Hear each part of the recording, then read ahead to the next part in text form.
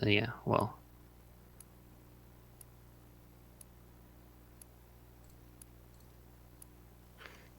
Alright, should be live now.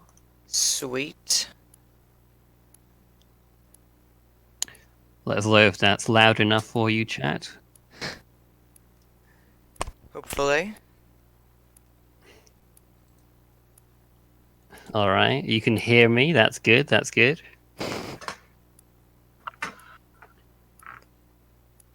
Alright, well, if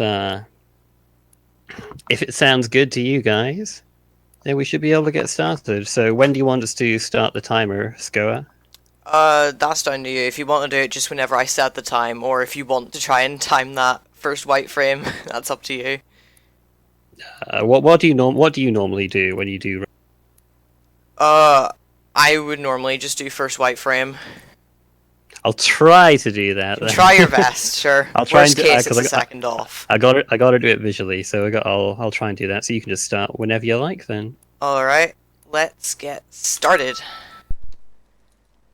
So hello, I'm sure you can probably tell I am scoagogo, and this is Pokémon Black Any.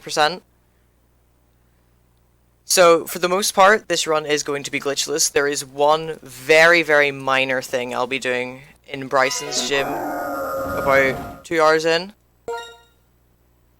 So what I'm doing immediately is I'm setting up RNG manipulation. I'm starting my game at a specific date on a specific time, and then even down to a specific second, and then I have to hold certain buttons.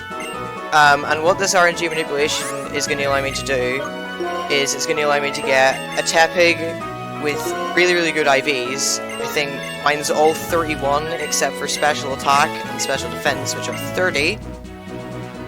And then I'm going to be able to manipulate no encounters on Route 1. Everyone's RNG manipulation is going to be different because it's based on the MAC address of your DS. So my RNG manipulation will not work on your DS. It will only work on mine. Yeah, for the stats for the IVs that aren't 31, like you could make it so that you could do a manipulation so that those are 31, but it ends up that the difference, but you don't need 31 for that. It's like practically the same for the purposes of this run. Yeah, for the purposes of this run, 30 special attack and 30 special defense literally makes no difference. So during that introduction, well, I picked the girl. The differences between boy and girl in this game are literally so minor. I think it's literally only Bianca's text that is different, and that's it. I think it is actually slightly slower to pick girl, but I mean, for like the couple frames that you lose, it doesn't really matter. It's down to personal preference. I got introduced to our two rivals, Bianca and Sharon, which we will be fighting a lot. So. Oh yeah. So just remember that I just keep remembering Sinstar's splits. He just like and goes up to like rival. I think he might have included Ed in the rival number, so it ended up being like rival 17. Yeah, he kind of gets us, I think, as well. So rival 18 as well. Okay. So we've picked Tepig. Tepig is by far the best for clearing this game. I think whenever this game first started off, they used Snivy, but Snivy ran into a lot of issues, particularly Berg, I would imagine. Yeah, I think the reasoning behind Snivy was because there's not a lot of places where you can get X items in this game, so they just like wanted to be able to use coil to set up, but that like came pretty late, and grass has pretty terrible coverage, so Tepig is a lot better for sure. Yeah, because you buy X attacks fairly early on in this run, and you only do one shopping trip. Worst case scenario, I have to buy more X attacks, but it is very, very unlikely that that'll happen. Because you get them in Nakarine City, which is like the second major place that you go to.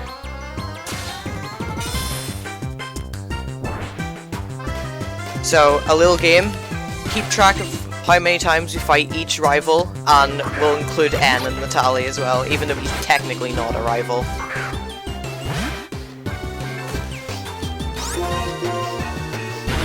So I probably should explain the fact that my Tepig is not adamant. Up until fairly recently, with the exception of Buster, nice crate, everyone used adamant nature because it was assumed to be the fastest. And for the most part it is. But there are very, very minimal differences, and they're all situational. They all rely on you having Blaze. Tepig gets Ember at level 7, and Adamant decreases your special attack, so obviously Ember is going to do less damage. But with the switch to Naughty, we don't get that restriction, per se, on special attacks, so we can do more damage with Ember. And that's helpful in a few places. Some without Blaze, most with Blaze. So we've received the X Transceiver, which is going to completely ruin everyone's fun later on. Dude, it's a cross transceiver. This guy, not a real fan. Shh. Can't be bothered to say. Need to speedrun real words as well. Cross is the same number of syllables as X. Okay, fair enough.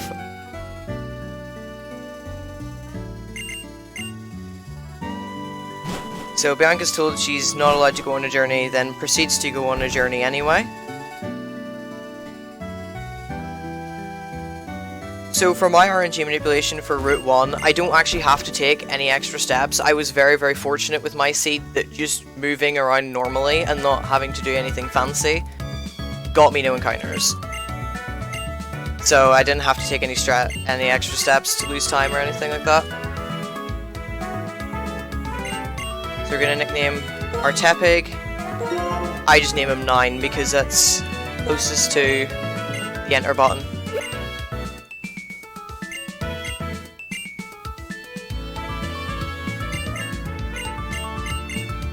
We're gonna receive the Pokédex, which should be more important than it actually is, but the idea is we need to catch all the Pokemon, but in reality, we actually only catch one Pokemon, we get given the other.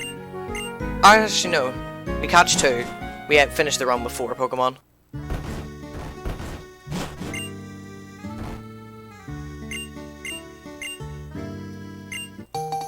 These guys. Flipping all British people sound the same. What a load of garbage.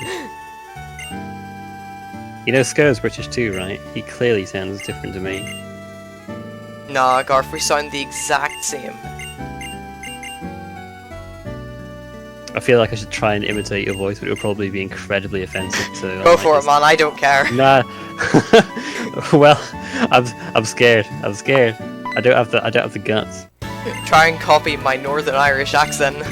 No, that'll be awful. Well, I'm sure it wouldn't go down too well if I tried to copy your Scottish. Mine's not that Scottish, to be Well, honest. it's not really, but...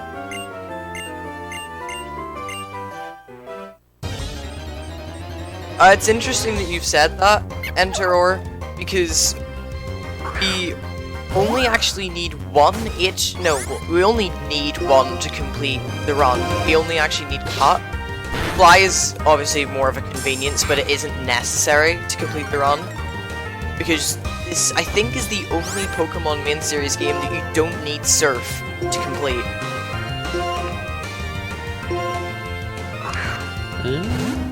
Yeah, I think Just you thinking might. back Well, on I mean, Gen 1 I guess, and 2, you know. Well, I mean, Gen 7 technically doesn't. You don't use Surf at all, but you do cross water with Surf. Yeah.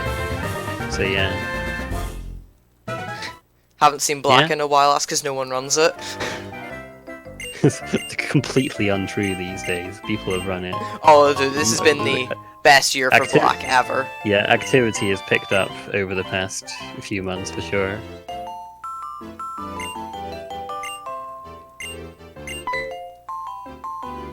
So we've been taught how to catch Pokemon.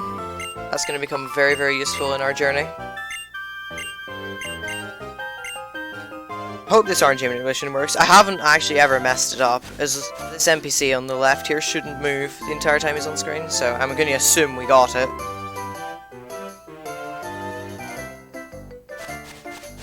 And that's all the RNG manipulation we're ever going to do. And this is where literally everything goes wrong. The cross transceiver. There you go, there you go. During these calls, RNG goes absolutely crazy. So unless you can mash frame perfectly, it is impossible to manipulate past that phone call. And there are 2 of them before we go into the next grass patches, so it's not even somewhat feasible to do.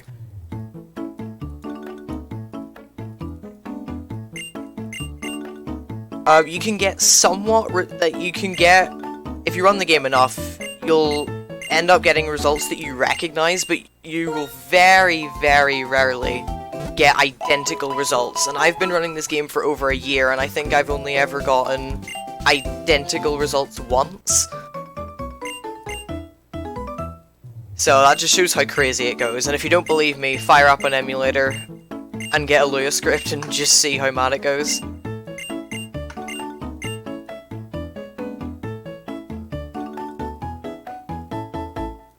One drawback I have about this game is how long the tutorial section is. Like, cause it's basically 15 minutes of just being handheld and told where to go.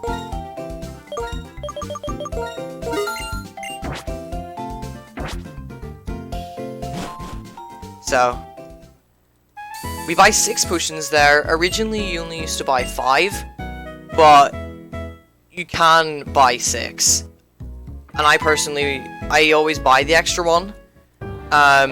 It means you can only buy 1 antidote, but it is incredibly unlikely that you'll even need an antidote in the first place. I'm going to be getting one because it's a marathon run, but if I was doing an actual run, I've been skipping the antidote for about a month now, I think, because it just never happens. And I think the only place you can get poisoned, really, is Berg or in his gym. And I think the first time I got there without buying the antidote, I got poisoned, so...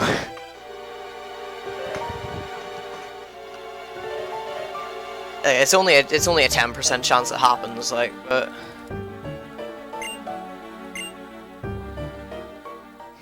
Why didn't I choose the best starter? Oshawott sucks, Retro, I'm sorry. Dang. It's pretty cool though how people have had routes for all 3 starters in this game, because I know Orlin has routed. Yeah, he's been running Oshawott recently. And then we mentioned the Snivy route earlier that was used way back in the day. No, poison does not hurt you in the overworld in this gen, which is honestly annoying. So that's good that he's used Scrab, just use it again. Trial, right. That just wastes a turn. We come out of the fight with the exact same HP, it just wastes 1 turn, it's a wee bit annoying. See, I don't say wee bit, this man is more Scottish than I am, goodness me. No, that's a Northern Irish expression. Okay, just a Gaelic thing, I guess. Where's Lillipup? Someday, Pulse.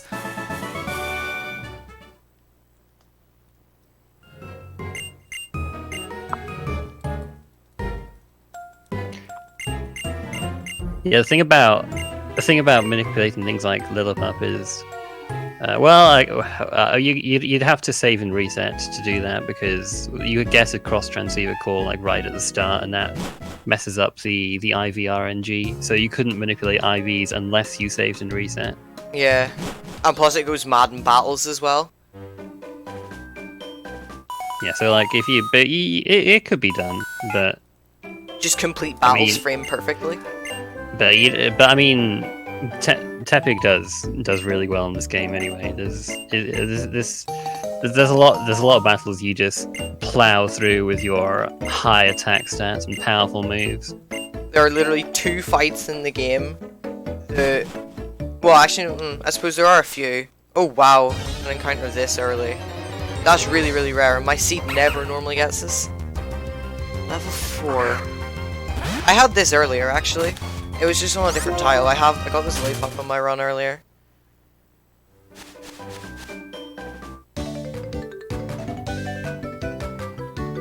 So this is the first trainer fight. Well, first actual trainer fight that's not a rival. Your move selection in the early game is slightly different if you use Naughty. Because you really want to be saving Embers, those Blaze benefits. Again, thank you. So you'll be seeing me primarily use Tackle in the early game. And for about the first hour and 15 minutes, or more hour and 10 minutes, PP is very, very tight in this run. Like, it's exceedingly difficult. Like, if you get tech spammed by the Patrats later on, your PP can become a real problem. But if you manage it well and substitute moves correctly, you should always be okay. Oh wow, 3 encounters.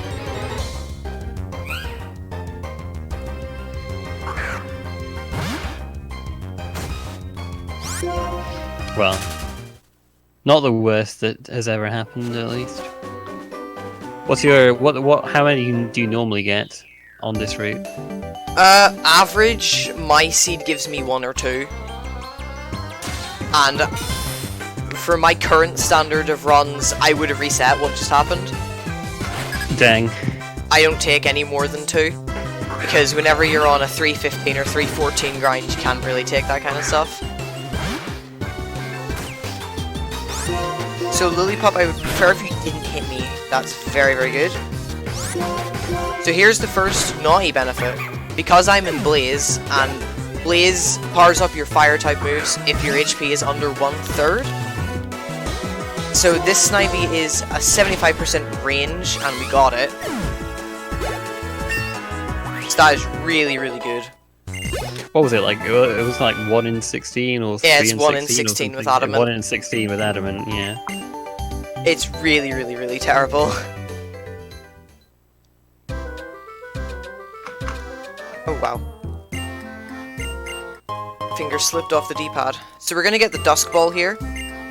This is gonna be used for catching Woobat in about 20 minutes.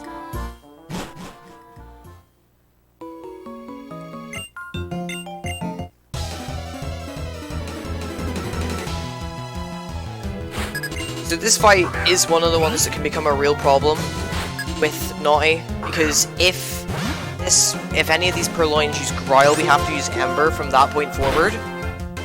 Scratch is really, really nice. So it honestly really doesn't matter what this guy does. Or girl, I don't want girl. Growl, okay.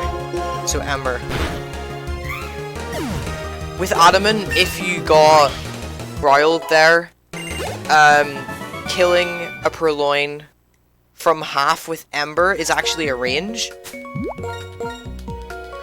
I don't actually know how favorable it is, but I never seem to get it very much, so that's one of the things I'm really, really happy with the Naughty Switch. This is another fight with Adamant that you would be... You kill... This person has 2 Patrats that you'd be doing Tackle Ember on. With Naughty, I just like to tackle everything in this fight.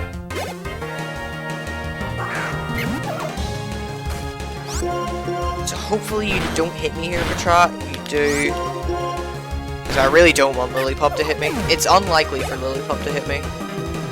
I never seem to get it. Although now that I've said that. Oh, sweet. Lillipup is actually a range. And I only dealt under half to it once, because I think you need 2 1 in 16 low rolls to not kill it. Oh wow, troll.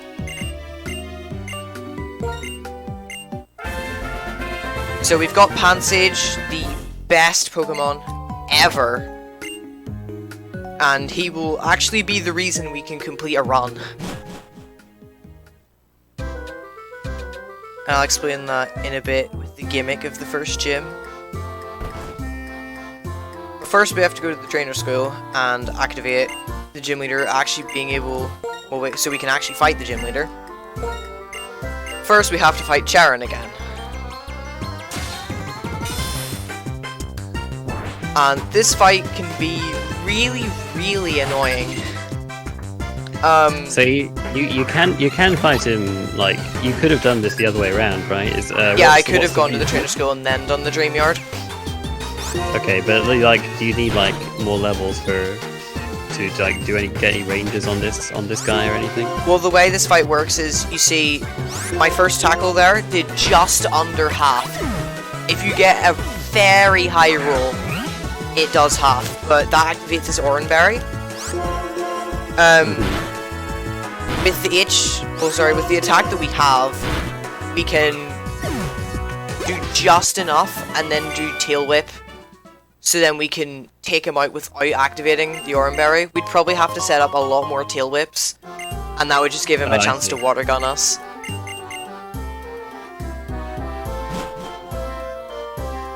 So Charon's given us some Oranberries, which will probably be very, very useful in some places. So Silence has told us we need to prepare properly before going in, but we've already prepared.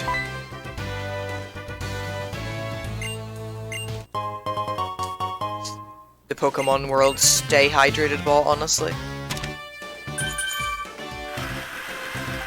So this gym puzzle is really, really easy. You just need to stand on the tile that's super effective against the 10. Although, it's more of a curtain.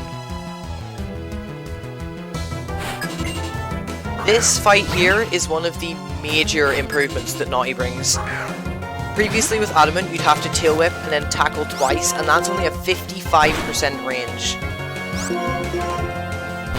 With, oh damn, I'm not gonna get it.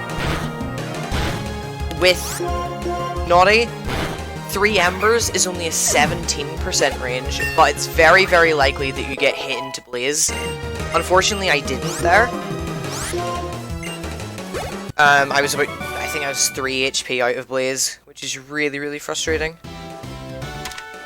But 1 Blaze Ember guarantees the range, and in most cases you will be hit into Blaze. This is yet another Naughty benefit with Blaze. Assuming you have Blaze, you can Ember this Patrat twice. Previously you'd have to Tail Whip and then tackle it twice, or Tail Whip twice if it uses Bide. Leer, that is phenomenal. So I really don't want to take any damage here, so I'm going to use Ember just in case we get the burn. Which we do. Miss Sand Attack. No, we didn't miss Sand Attack. We missed Tackle because of Sand Attack. We keep missing. So I'm going to do a sneaky thing here. I'm actually going to heal myself with an Oranberry. And you didn't hit me again. Wow, you really, really suck. Okay, so now we're not actually in Blaze anymore, so I have to heal regularly. That's really, really annoying. 1 HP out of Blaze. That's why I wanted to hit again. So we are going to have to do old strats here for Cress.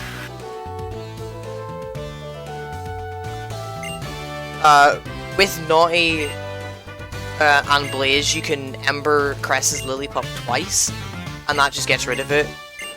Otherwise, you have to use Tail Whip and then tackle it twice, which is like an 84% range. So most of the time we will get it. Oh my god, my gold split is already gone. Oh wow. Damn. My gold split here is 22-18. Jeez. So here's the Tail Whip, work up. Ooh, crit, nice.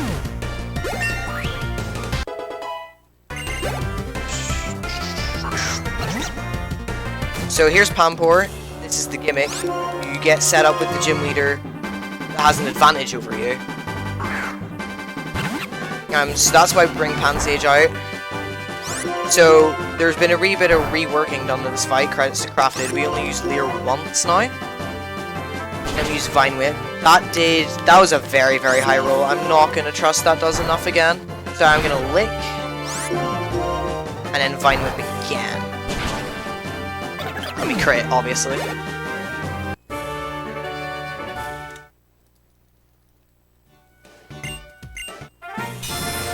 Wow, 28 seconds behind my PB. And that wasn't even that bad, honestly. So that's one gym down. So that Pansage was either a God Pansage or we got a 1 in 16 roll against that Ampor. So I'm gonna do a bit of extra steps here, and that should advance the RNG enough for me to get a Woobat.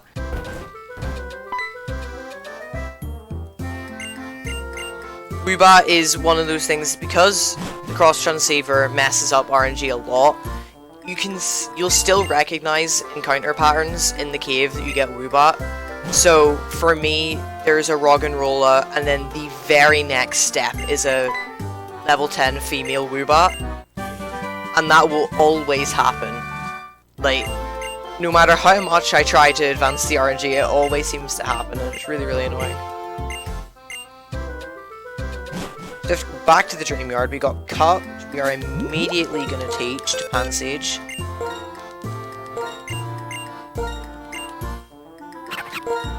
It really doesn't matter what you teach over here, as long as it's not Leer, it doesn't really matter, because we will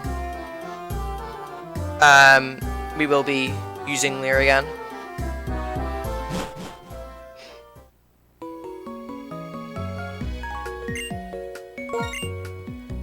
No, RNG doesn't advance in the actual cave, but you will recognize patterns because it will advance to a certain point outside the cave.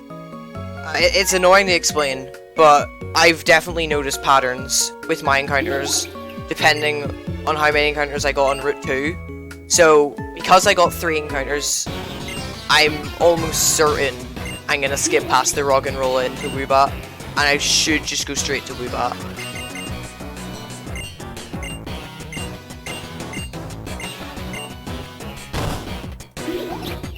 Yes, it does advance it rapidly, but if your mashing is somewhat consistent, then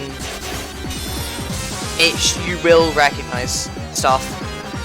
So if my mashing is always really, really quick, I'll get roughly the same encounters. It's not really as effective for Route 2, but I definitely notice it in Wellspring Cave more.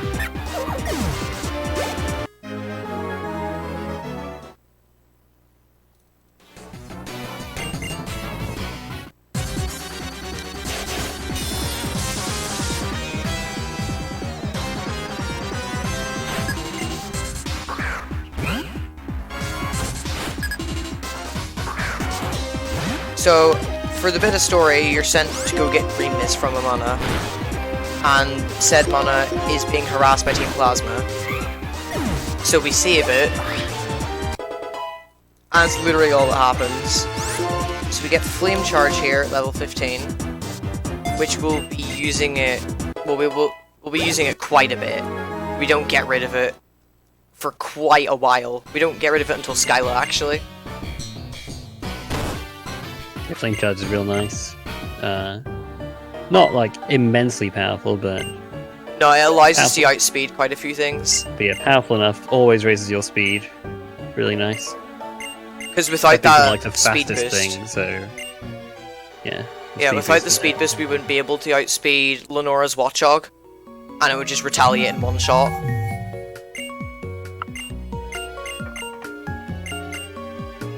He has to use some kind of X-speed shenanigans without dying to her deer.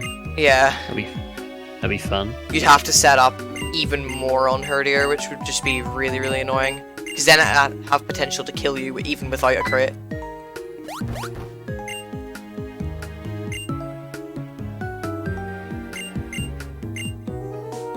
So the Scientist Fennel, which we were introduced to and taken hostage by, runs off with the Dream Mist and we have to go follow her. And we're going to be given the worst reward ever,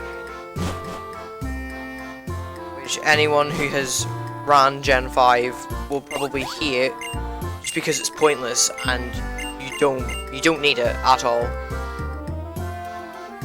And that wonderful item is the Sea Gear, and it's so useless that we don't even turn it on. Because, well, turning it on wastes a bunch of time, because on the bottom screen there's a massive... there's just like a wee cutscene of like the screen coming to life, and it's so pointless.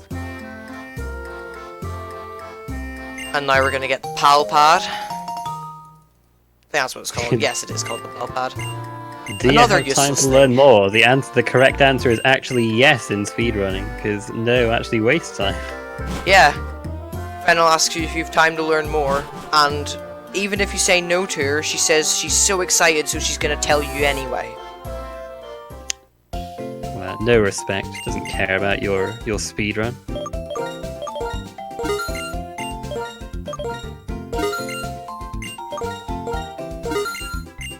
So I'm just gonna buy that antidote just for safety, just in case.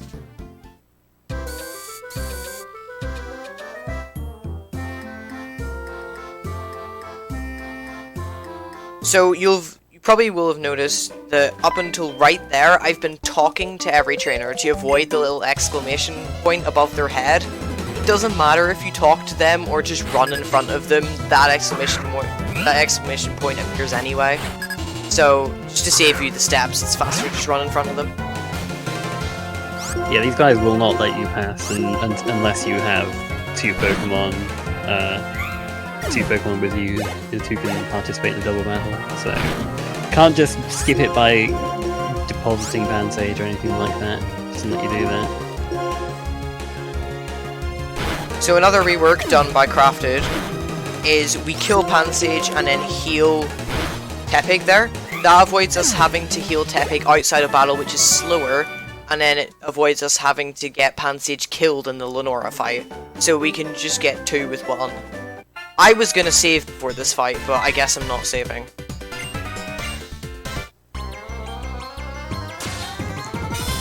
This fight is... Rival 5 already, I think. 6 if you're counting N.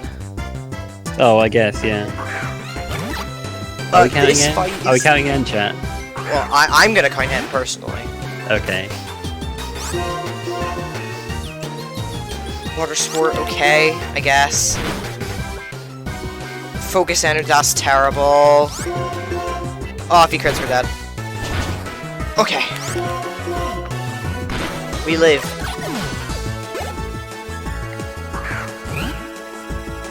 So that fight is just really, really frustrating. And I crit for line, but it doesn't matter. As you saw, Charon really likes to set up, focus energy, and then just water gun. And if it crits, you're dead with Naughty, because it's minus special defense, so water gun does even more damage. My first tackle roll put him in, well, it just put him under half, so it activated his Oranberry, and that'll heal him back up, and then whenever I hit him again, it puts him into Torrent. There is a 6 in 16 chance that it doesn't put him under half. In that case, you just use Tail Whip again, and then that saves the extra Torrent damage, and potentially your life.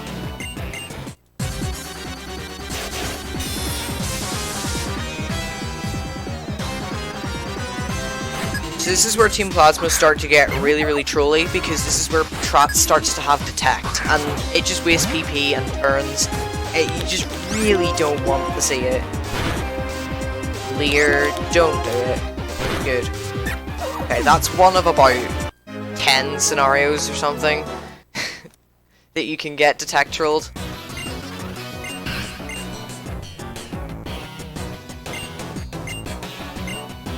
So here's a double fight, and this is the second, and I think last, double in the game. There are not very many, unlike Black and White 2. No, you got the one with Chair in it en route. Oh yeah, it's just after Elisa. I think that's it though, like there aren't very many. So Oshawott, be really, really nice and use Water Gun, please. Don't use Water Sport, thank you. Just so to save Flame Charge PP, I'm gonna Tackle instead. And that's me out of Tackle PP. Funnily enough, that's the last time I used Tackle. So now we have the joy of hunting for a 50% Woobat. Which, knowing my luck, is about -2%. Yeah, no Heartbreaker Charles in this run. But if you want to see Heartbreaker Charles, we've got Pokemon White 2 on Sunday at 12:55 for me, 11:55 coordinate the universal time. So we get first try Woobat, which is a surprise, and we use the Dusk Ball on it. The Dusk Ball means we don't have to weaken it, and it is a 90% chance to catch it. That being said, it has broken out of that ball for me like 6 times or something ridiculous. There you go, look at that. No problem. It is really, really annoying if it trolls you, because then you have to weaken it.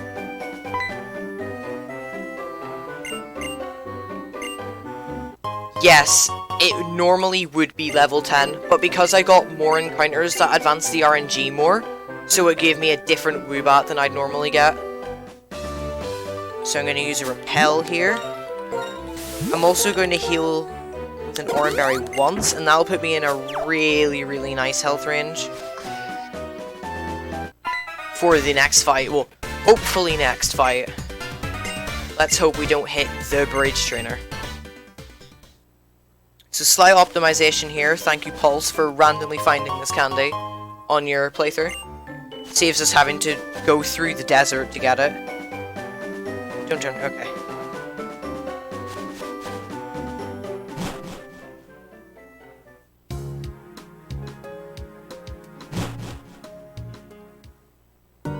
So later on in the run, we would normally have to go through the desert resort to get a rare candy. But thankfully, Pulse randomly found that candy by mashing A through some grass. So it all goes well. This is the next shopping trip, and hopefully we won't have to come back into this shop. So we're gonna buy 3 X speeds, 13 X attacks, and we have 72 Poké Dollars left. That's how fine the money is in this run. And we're gonna go into this house and we're gonna get the charcoal. Extra steps, why? This place with all the X items is you could easily miss this on a casual playthrough. It's just in some random house, and then the next place you can buy these is in Shopping Mall 9, which is just before the last gym of the game. So yeah, if you've missed this, then you just have to get by without them. Yeah, it's a really, really annoying thing to miss. So yes, to answer Emre's question, I am gonna save for N2 just because I'm terrified of what he can do.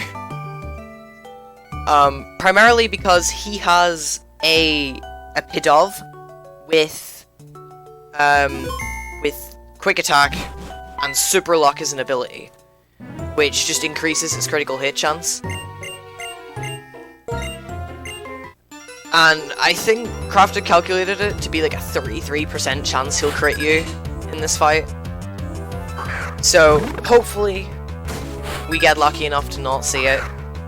So we have to set up 2 X attacks here. Hope that we don't get growled. We shouldn't. It's 1 quick attack. Don't crit. Oh no, I'm gonna heal that. I was gonna YOLO that and hope I got Gust, but it's not worth it. I use quick attack. Wait, hold on a second. I am not in Blaze, hold on. Improvisation at its finest. No, I'll need the super. I think 1 HP off.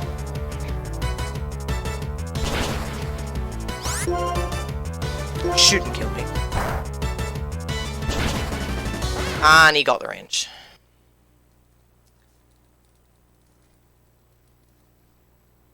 So that's really, really unfortunate. That's why I saved, because that fight can just go horribly wrong.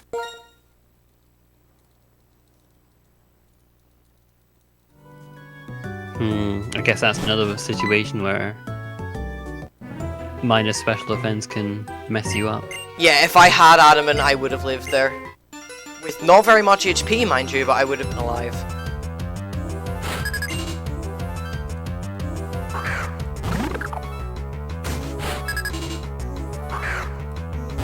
So, hopefully, we get it this time.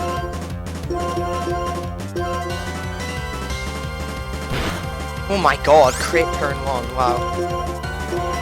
Just don't do it again. Having deja vu.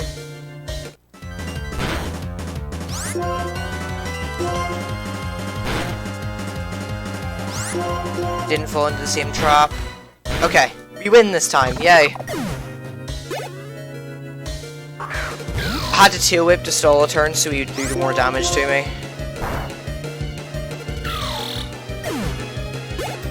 See, look how easy that fight is.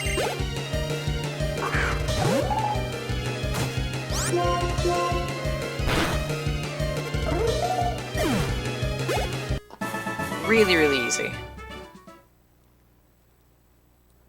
And now Tepig is going to evolve. We're going to lose... This is going to be really, really funny. Because I have my PP splits open. It's going to be really funny to see how much time I lose against it. If you are counting N as a rival, yes, that is a rival fight. Yep, rival 7 down. Only 11 more to go. Assuming you're counting gets us.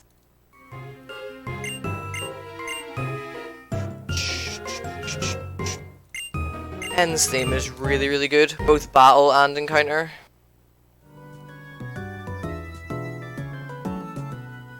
What is this guy's name? Hawks, I think it is. Hawes, oops.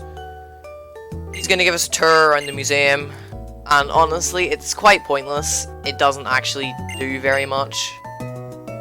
Except for the ordinary stone, which will become quite significant later on.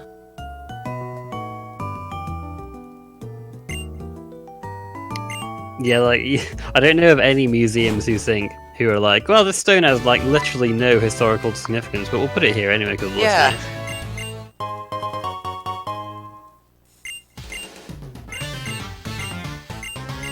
So this is meant to be a puzzle. He's her husband, not her side piece. What the heck, dude? Right, this sounds like some fan fiction stuff that we're hearing in chat here. Anyway, sorry, you probably had important things about the run to say, so... Well, this gym is meant to be a puzzle that you actually have to think. But we're speedrunners, we don't think, and of course detectural.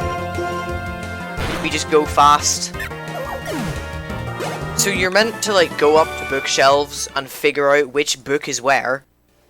But I already know where all the books are, because you're given a hint to where the next book is.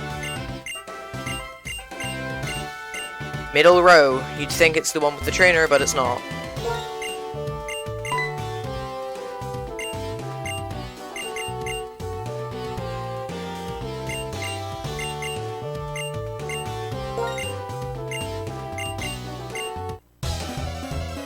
Alrighty, so this fight has potential to go bad, it has potential to go well. I think I actually probably could die to this, now that I think about it.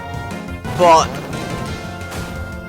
I'm gonna do something first. I'm gonna flame charge and have that blaze benefit, and now I'm gonna heal, just so I can't die. Well, you should buy anyway, so that's fine. So without, damn, just missed it. So without that flame charge, that Herdier is a speed tie. But because I had Blaze, I used Flame Charge. That gets rid of the speed tie on the turn that she X defends, and it does quite a bit of damage to Herdier as well, so it is really, really useful. We got a really, really good Flame Charge roll, so it's really, really unlucky that we didn't actually get the three arm thrust range. Didn't need to go up this ladder. Muscle memory kicking in.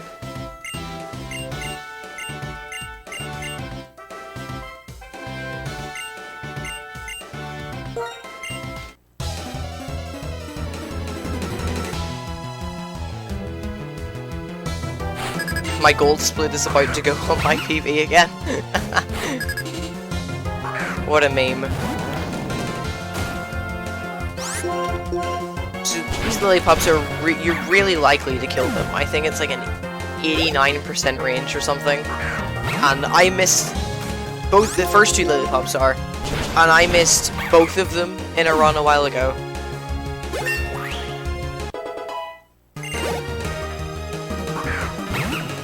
So the third lillipup, this guy is in a range as far as I know.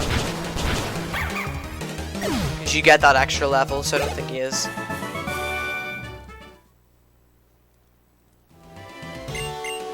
So, just for safety, I'm gonna heal to full again.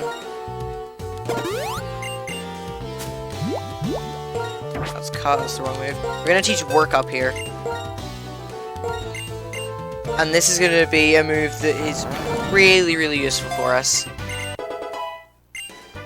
Whenever you use it, increases your physical and special attack. So that'll help us with ranges and hard fights. Yeah, we were talking about like the dearth of X items, and so this is really nice. It's just so you don't have to, just so you don't have to go back and buy more X attacks or whatever the heck. Yeah, because honestly, without workup, you'd probably have to go back after Lenora to buy more, and it would just be so frustrating. So. Yeah, I see people mentioning the speed of Gen 5. It is really, really nice. It's such a treat to play. Yeah, the battle engine in this game is like probably one of the best. It's just so smooth to play. I'd argue it's the best, personally. Yeah. So that's really, really nice that Herdier used Takedown. So we literally just taught Work Up, and we're going to be using it already. Ideally, Herdier will take down. Leer and Takedown, okay. If he'd leered again, I would have used another Work Up, just to see. Because then I would have had a potential to be hit into Blaze. But no Blaze for us. And because we aren't in Blaze, we have to arm thrust this Watchog and hope it dies. Good.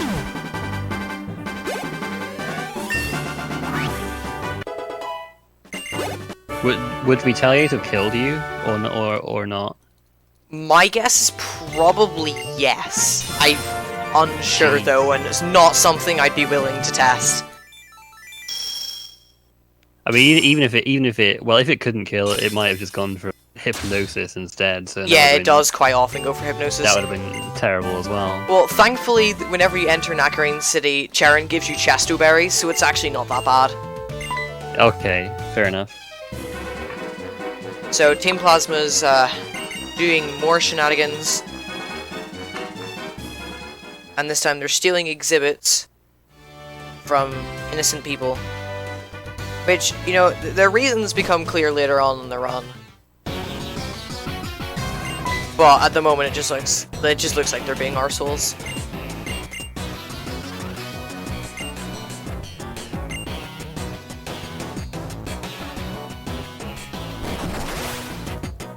So they steal the head of what I'm assuming is a Dragonite statue. I don't know, it has the build and it looks like a Dragonite statue, so I'm just gonna call it a Dragonite statue. Yeah, I think it is.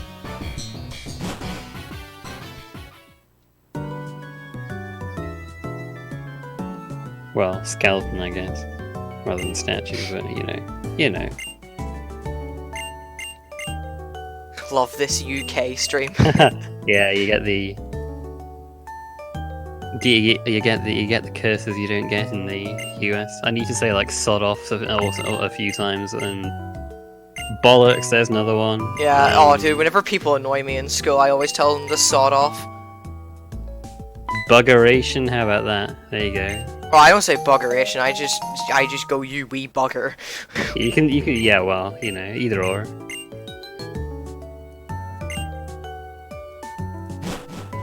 There's a plaque right where? Where was there a plaque?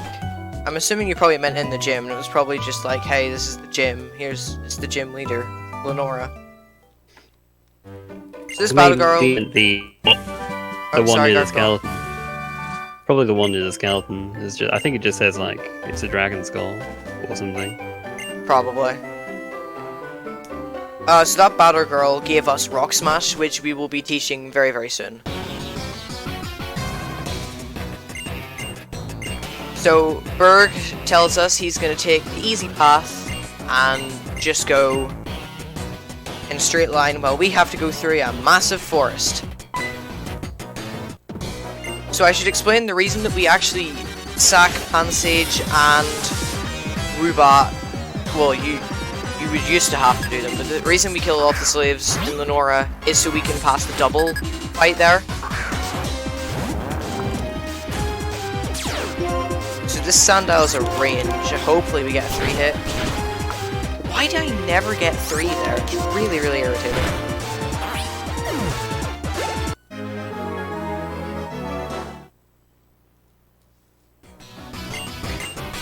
So like Rock Smash has. So Rock Smash is more powerful than like 2 arm thrust hits, but like, but not as powerful as like other arm thrust hits. Is it just like taught for consistency's sake, or is it like yes, yeah, primarily for consistency. Plus, it saves time, so you don't have to sit through like 2 attack things and then like it hit however many times as well. Yeah, I mean that's pretty fast, but I guess it does add up if you use it a lot. Because you'd be using it like this entire plasma section in Pinwheel. Speaking of, we're gonna teach it right now.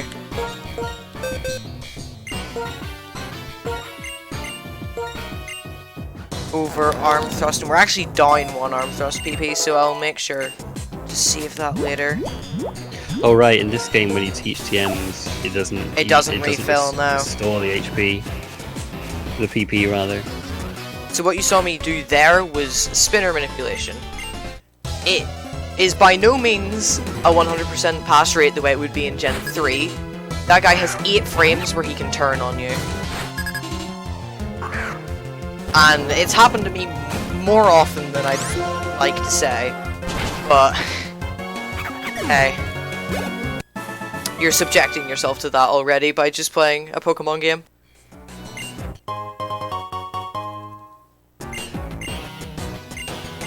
Five turn arm thrust on the sock.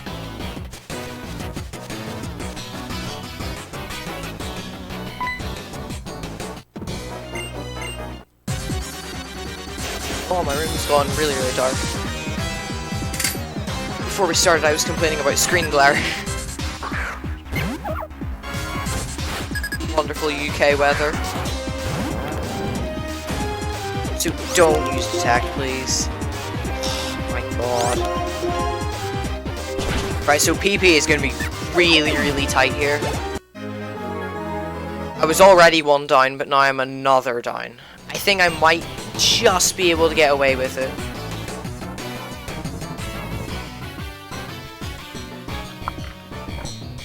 Hopefully, because we don't actually get any heals until we use the center in Nymphasis City. So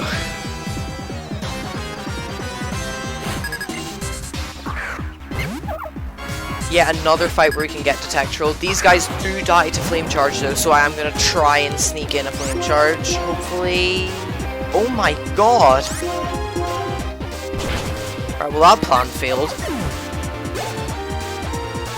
Oh, this Sandile doesn't die, but they'll send out Patrat just after we Rock Smash this. We're gonna try and Flame Charge this.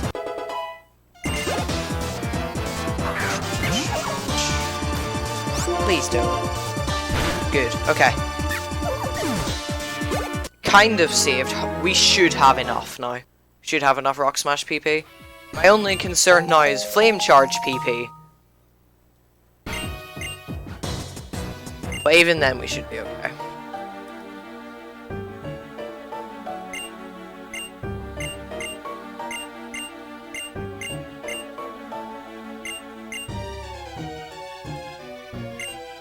Oh, I have written in my notes it dies to Blaze Ember.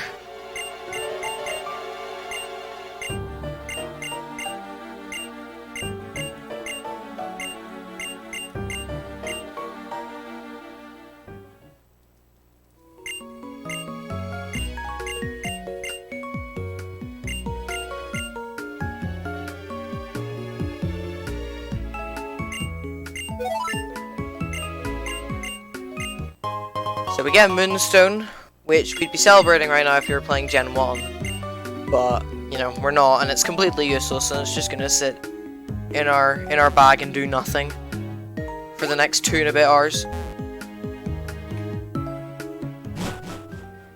And now for the best part of any black and white speedrun. We have about 50 seconds of running across Sky Arrow Bridge. There is absolutely nothing to do here except run to the other side. This is like the reason they didn't give you a bike. They wanted you to drink this all in. Show off their phenomenal graphics. Yep. Realistically, right now, you should be able to actually see the city. But you're just given a wonderful orange canvas instead. It's a foggy day. Yeah, foggy day. I do have an evening seed, which it looks really, really weird now, but it is very, very pretty whenever we beat Elisa.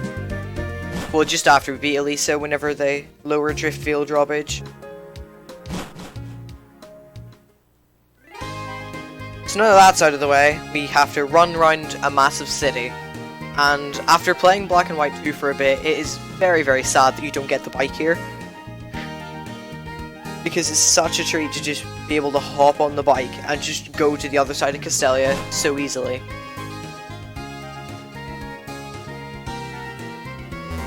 So you want to go to the gym now, but Charon stops you.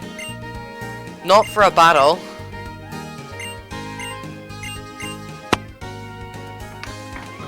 And then Berg runs out, and we're dragged into even more Team Plasma stuff.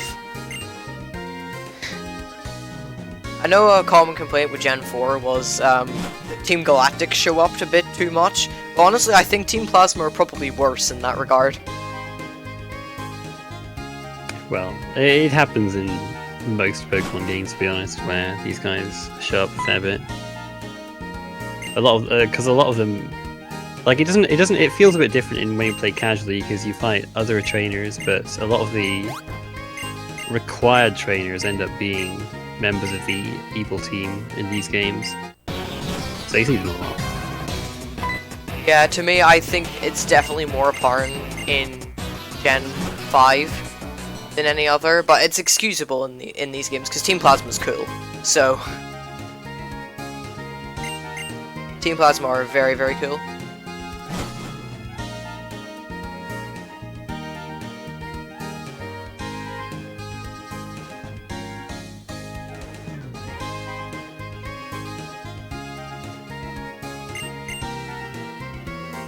So the whole point of this is that Bianca's mana got stolen, and we have to go and get it back.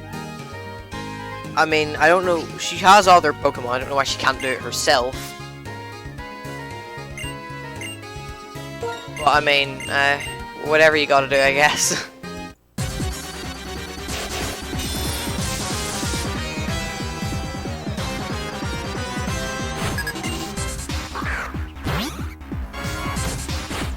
So I need to count my rock smashes here. How many do I have, will I have after this turn? 9. So 1, 2,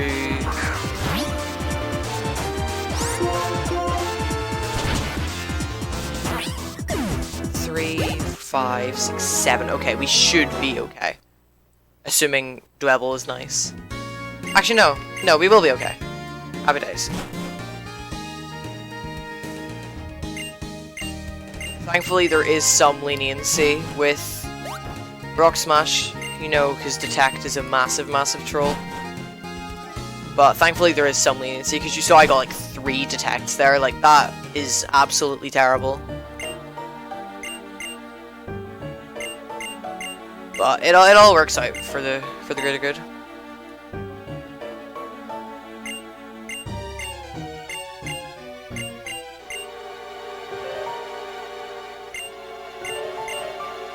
See a lot of hate towards grass starters, and honestly, grass starters are the best. Don't trash talk them, they're great.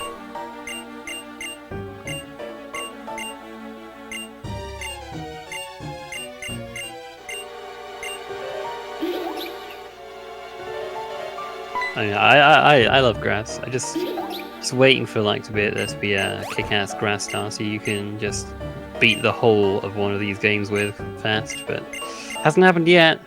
There's still time though. Let's go Pikachu and Eevee. Just get the Eevee edition and get Leafeon. There you go. There we go. The Problem answer. solved. I don't think that Eevee can evolve, unfortunately. Oh, oi, Turtwig is my first Pokemon and my favorite. He's the best. No, actually, yeah, Tepig is my favorite as well. Love how it evolved into something with a freaking tree on its back. That's so cool. That's the very thing that was just complained about. I think it's really cool though. It There is you go. cool, it is. Different strokes, you know. That's what's great about Pokemon. People find different things to love in it. It's great. Oh, thanks, Amoeba. Hoping I hit one of the scientists for you, Garth. I see. Desperate to see my favorite Pokemon get destroyed. Pretty sure you see it at some stage anyway. Oh, well, I'll see it in white too, I know that at the very least. Although, Amoeba, for that, I'm just gonna kill all these Swaddle.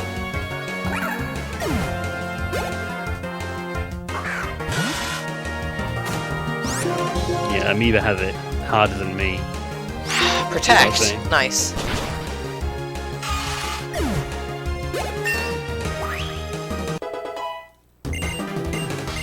So, on the old route, probably whenever Ryosotus ran this in PSR 2015, he would have been teaching rollout there. We don't do that anymore. I don't actually know why rollout was ever taught whenever you have a fire starter, so...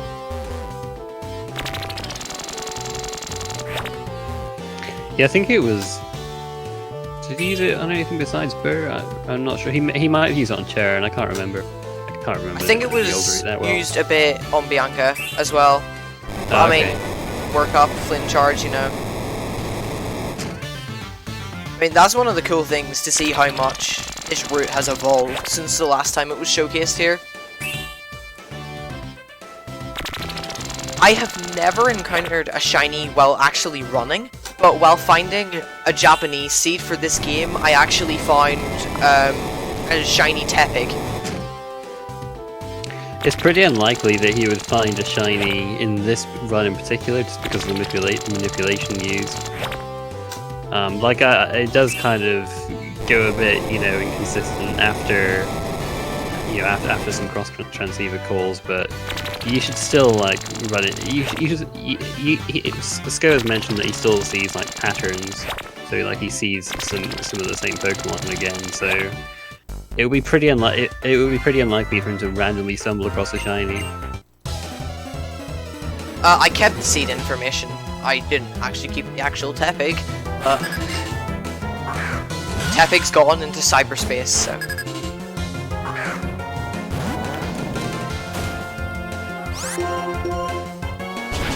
So didn't get protected there from that Venipede. That's really, really good. Die, Swaddle.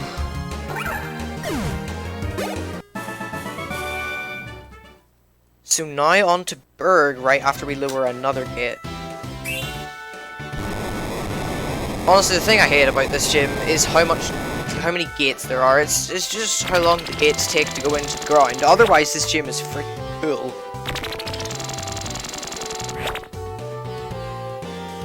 If you want to see the superior Castillo City gym, you can go and check out the White 2 run on Sunday.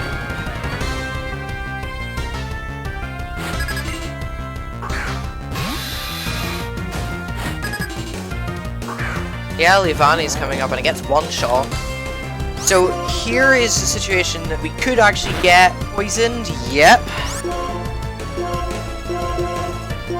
So good thing I bought that antidote. Avoided Screech as well, which is really, really nice. So that was a terrible Berg fight. Like already off the bat, that's just terrible.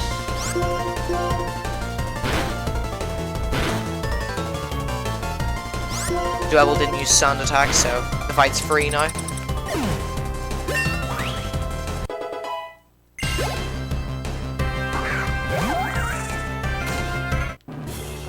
Leavanny. Gone.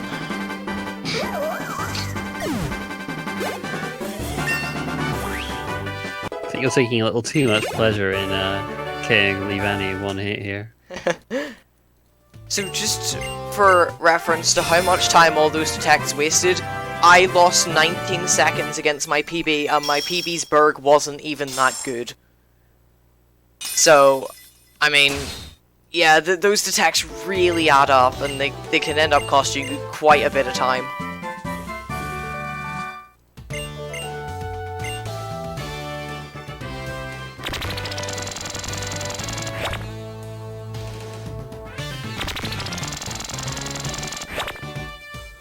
So, the good thing about not being in Blaze there is that we don't have to heal for this next fight because we get another X-Transaver call, or Cross-Transaver. Thank you. From Bianca, telling her to meet her at the gate to Route 4. So, off we'll go. Still no bike, which is really, really, really annoying.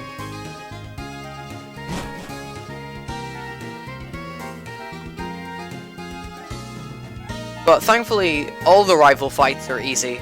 The hardest rival fight you've already seen, actually. It was the third Charon fight that I was supposed to save for, but forgot. But hey, it all worked out, so it's all good.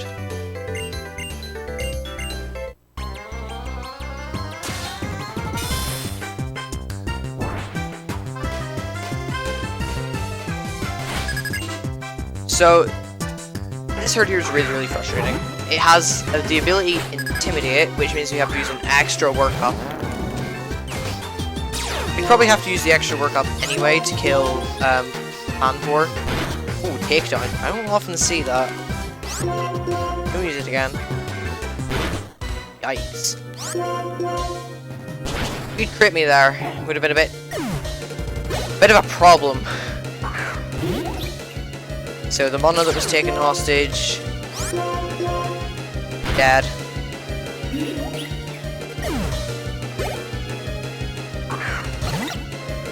The Panpour that we'd probably have to use workup for anyway. And then the Servine, proving that the sniper route is bad. Kappa.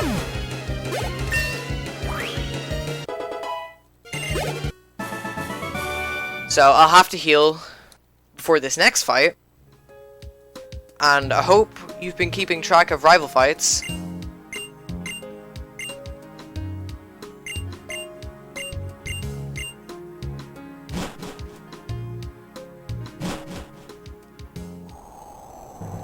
As we have yet another, as you can probably see up there ahead.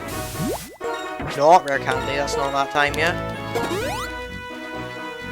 So for safety, I'm just gonna super twice. If on an actual run, I wouldn't have super twice there.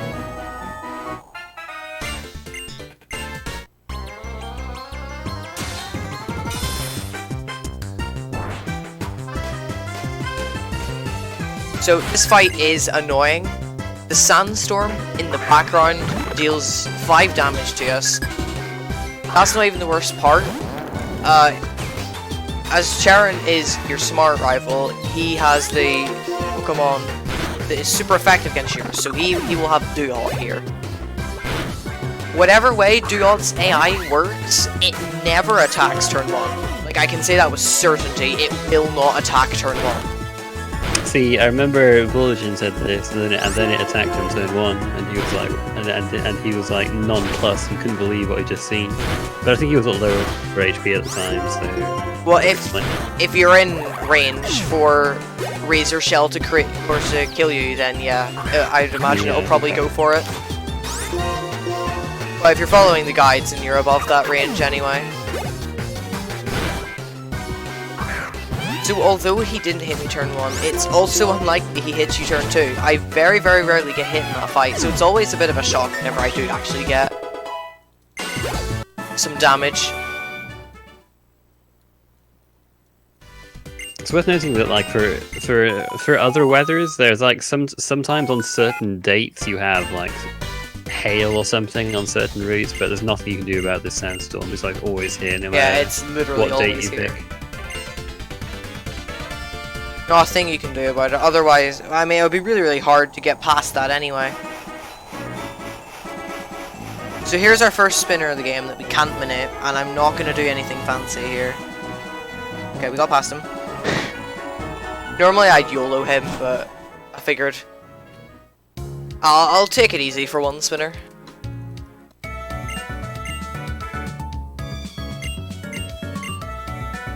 So I can't remember if Ryosotis would have done this whenever he ran it, PSR 15.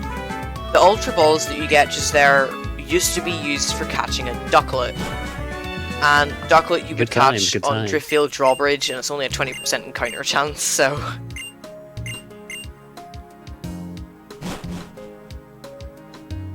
Old ducklet strats OP.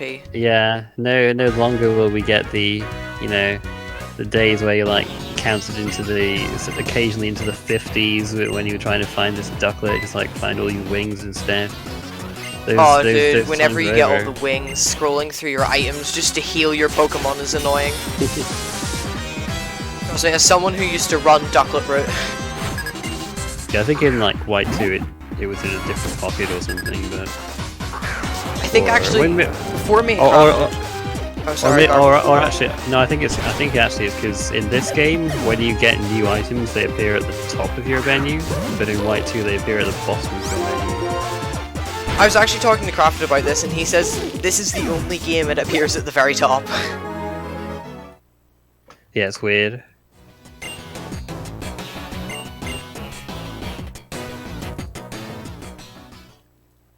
But yeah, before me and Crafted ran this game and submitted our notes, Sin Stars were the only notes, and his weren't updated to the route that he was running in his PB, so it still had ducklet in it. And it had you repelling in the cave that you would get whoop at. So I mean... So we got the bike, and this is off to the Pokemon Center, and we're gonna immediately buy a TM, which is gonna be with us until the very, very end of the game. That is return.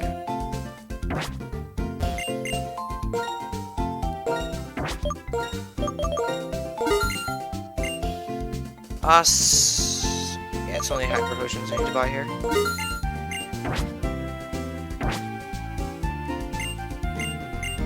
So we're gonna heal up. Why are you buying all those paralyzed heals, scoagogo? Well, that should, though, being realistic, it will become very, very apparent why I'm buying all those paralyzed heals in just a minute whenever we get into the very, very fun part of this run. Oh, yes. Called Elise's Gym.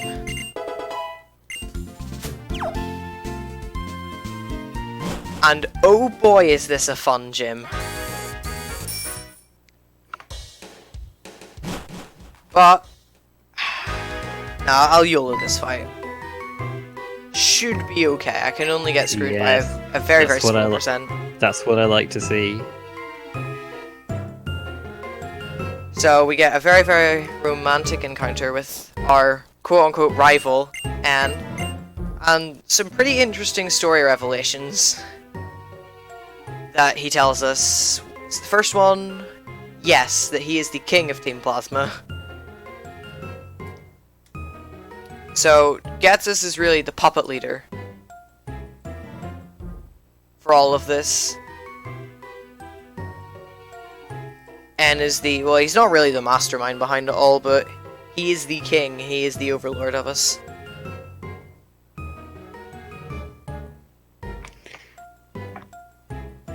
Dude, they were talking about Lord Rayquaza in Oras, and Lord's kind of like a king, and N's hair is green. Basically, N equals Rayquaza. No? Maybe? Interesting revelations coming out now. Well, then there are also the theories that N is a Zoroark, so...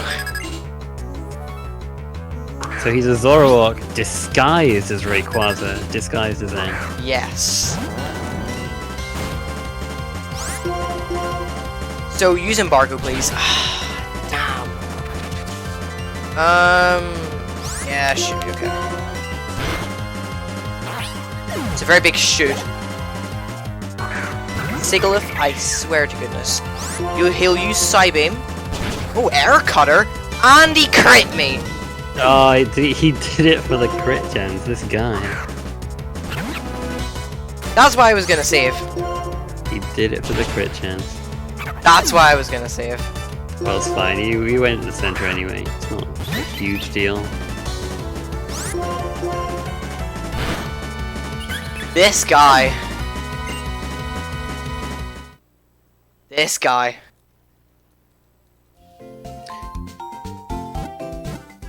But yeah, ever since Gen 4, you don't lose half your money when so it's not a massive deal. Obviously a time loss, but not the end of the run or anything. Now because I'm really scared, I'm gonna save just in case, because I don't want to have to go through all that again. Because the annoying part is you have to re-watch the Ferris wheel cutscene if you die to this guy. Right. I forgot about that. So you lose a lot of time if you die, Tian. Because most of the time he will use Psybeam there, but he used Air Cutter and got the crit, so... He's just worried that after you fainted, you might have lost some of your memory, so he has to tell it. He's being very considerate, really, telling you all. Yeah, because after all, you do black out. You might not remember this. Second date. These are the real strats. Just I don't want this day to ever end.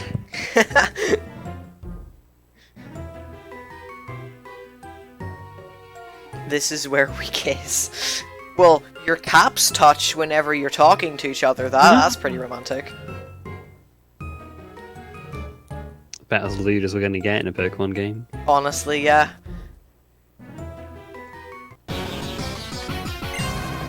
No, don't do it again. I think if Sandile uses Sandtomb, you're more likely to get Air Cutter than Psybeam. That's what I seem to have noticed. Yeah, Crafted, same location for the second date, because you black out and you don't remember the first one. Or at least that's what you say. It's like, yeah, no, I've totally forgotten. Can we just do that again? Okay, we go embargo this time. So let's see if I'm right. Psybeam, yeah. Didn't get confused either. Nice. So that's the fight. Like, the second you get past Sigalith, the fight is free. It's just because Sigalith is so annoying. Because it only uses 2 moves on you. Well, 2 damaging moves, and they can both screw you up. The third move that he can use is Tailwind, and it literally does nothing. It just makes sure he's faster than you, but he's already faster than you. And you still outspeed him after 1 flame charge anyway, so... Like, if anything, it just wastes your time.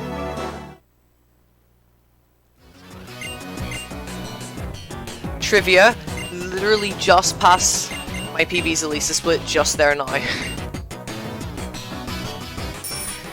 That death wastes a lot of time. So now that we actually have the bike, I should make some comment about how freaking annoying this bike is.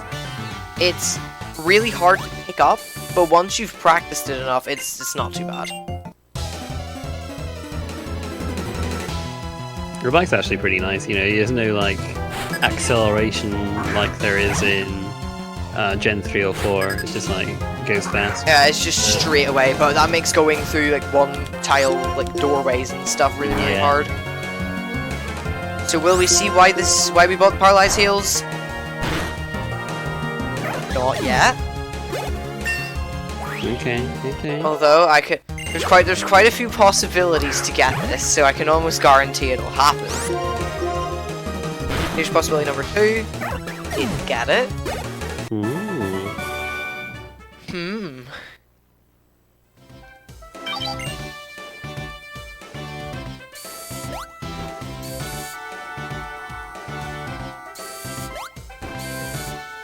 So there's no possibility for a paralyze heal to happen here, because the next two, this guy and then the next trainer, they aren't cool enough to have Emolgas, so they've been given blitzes instead. And they're so weak that we don't even have to use work up to kill them. Like, we just one-shot them. There's not a massive amount of variety of Pokemon in this gym. I think there's only 3 total different Pokemon you face. You are correct. There are 3.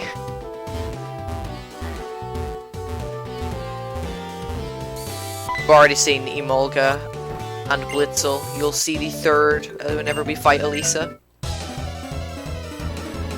Seeing as how all the other fights, like the hard fights, have gone, we're probably going to die to Elisa as well, so I'm going to save. This is just typical marathon luck.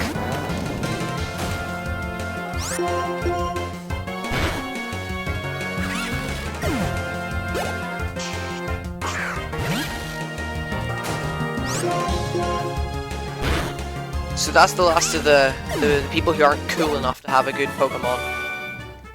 So there are 3 more possibilities that we have to use the Paralyze Heal, and yeah, each of the times is a 30% chance. I want to see if it happens before I even tell you guys what the abilities are.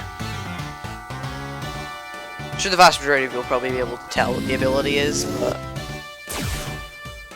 Yeah, no Joltik in this gym, that would have been nice. Probably, like, they could have put, like, Joltix and, you know, Galvantula in here. Could have thrown a Tynamo in there if they wanted, but no, didn't feel like it. I actually think Elisa probably would have been a lot more solid with, rather than 2 Emolgas, an Emolga and a Tynamo. Well, Tynamo's only learns like 4 moves total anyway, so it's not a great Pokemon. Oh, double team, no. Hit. There we go! You seem almost relieved, like... There it is. That's the Pokemon Black I know. That is the reason we buy Paralyze Heals. All the Emolgas in this gym have an ability called Static. If you use a physical move on it, there is a 30% chance that it will activate and paralyze you. That Static doesn't matter as much as the others, because you have to go into the menu to heal to full anyway. It still wastes a bit of time, obviously, and while I'm here, actually, I'm just gonna save. I may be a wee bit away from Elisa, but oh well. There's literally only a 6.25% chance we're gonna lose this, so... Although if I've learned anything from ever speedrunning Pokemon games, I should not have said that, so... Because now it's 100% that we're gonna lose.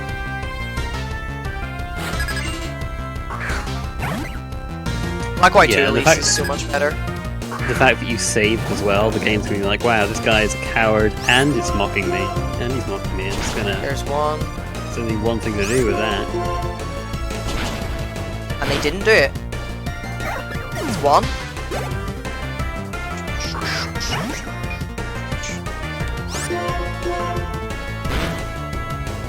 Yes, okay. Staticless Elisa fight. Only 1 static in the gym. That's actually really, really nice. Yeah, nice. Good stuff.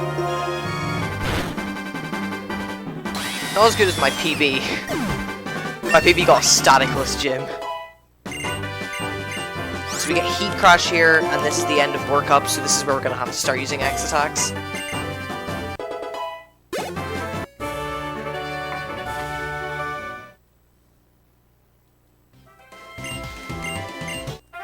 The Heat Crash is an interesting one, based on how much heavier than your opponent you are. And seeing as Pignite is a big pig, you know. The damage stats are quite insane. Although I think in most cases, you'll see it in Clay, Heat Crash actually does less. You won't see it, but in the Clay fight, for his final Pokemon, you use Flame Charge instead of Heat Crash. But Heat Crash actually does less damage than Flame Charge. Yeah, I think Heat Crash has 40 power on that Pokemon. But when you're Emboar, then obviously you're even heavier, so be able to smash through things with Heat Crash. So Etiquette in his run was talking about like force contest type things. This is this game's equivalent. You have Pokemon musicals. It's a feature I honestly overlooked and I didn't ever do anything with. I think musicals, take a fair bit of dedication to, like, to get rewards out of it. So, you know, I wouldn't really blame you for not sinking a bunch of time into this. So I've picked Pansage to dress up, but we're not actually gonna dress him up. So what? False advertising. hey, Pansage gets some more screen time that way, and he deserves it. Well, no, it's Pansage's girl. Whoops. Yeah, I could have put a nice grass skirt on it, but no. I was going to, but then I accidentally hit the button, and then I was like, oh, this I can't be bothered to go back. Yeah, totally accident. I'm sure. So here's the saddest part of the game, honestly, where Bianca's dad tries to convince her to go back home. Thankfully, Elisa stands in, though. This is what I actually really enjoyed about Black and White. They actually give the gym leaders depth, for the most part, instead of them just being people who stand there that give you badges like they are in pretty much all the other games. But that's something I feel like Gen 5 did really well. They give scenarios to every gym leader except Silent Chili and Cress. You know, which helps you. You know, it gives some development, and it is nice.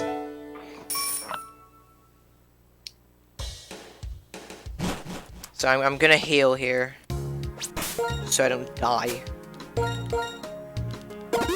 Even on an actual PB run, I probably wouldn't even risk that. And that's saying a lot, since I risk a lot whenever I'm running this game.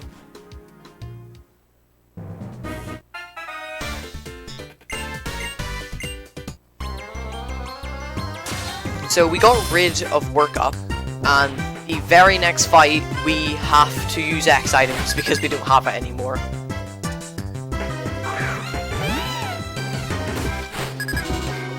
So you'll see actually in fights that Liepard is up front, that's where you set up your X attacks. That's just because for the most part they use Fake Out, so you wouldn't be able to move anyway. Torment, Fury Swipes. Okay. I actually would have lived, which is reassuring. Duyot. You know, it's gone to the point where basically all of the rival fights are just one-shotting now. Yeah, pop quiz guys, which rival is this? What do you think? I'm seeing 10 or 11, can't sit on the fence like that, I've got to pick one.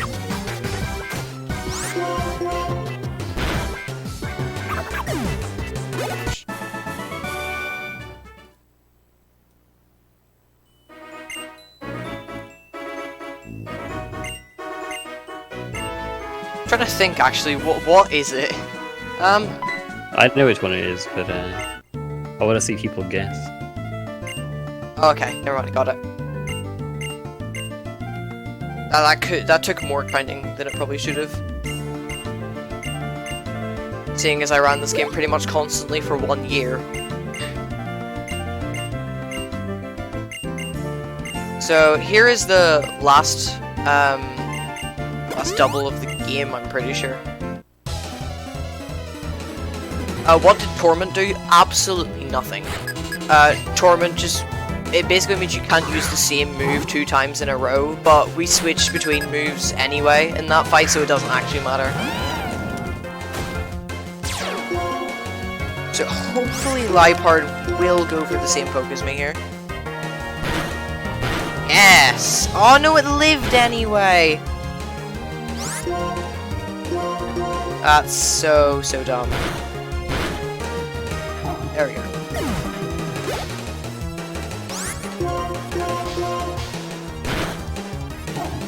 That wasn't a very good fight, but eh. Got a really low roll on my E-Crash. So I will have to heal before I go into Clay's gym, which is really, really annoying. That's the advantage about getting a 2-turn there.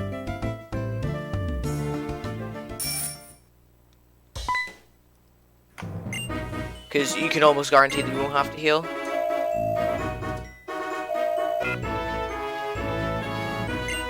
And here's the good. It actually won't be as good because it's not in the evening anymore. But you know, it's still a night sky, and we get to see the moon.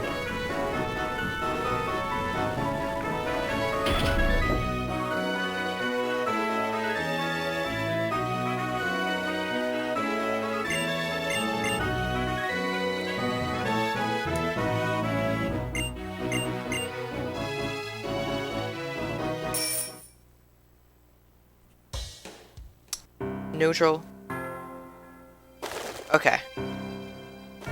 So those dark circles, you'll also see like rustling grass or like cave spots.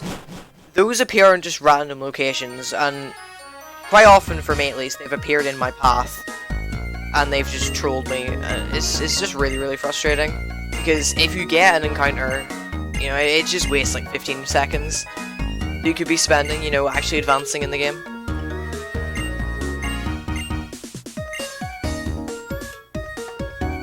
So, Team Plasma, you know, so we have to go down here. You're meant to spend ages trying to figure out that this is actually where you need to go. But the cold storage, and anyone who has ever been in my streams while I've been in this place knows how much I hate this place. Because I always get quick spawn in here. Point in case. Wow. He quick spawned like 3 times there. Wow. That is the very reason I don't like this place.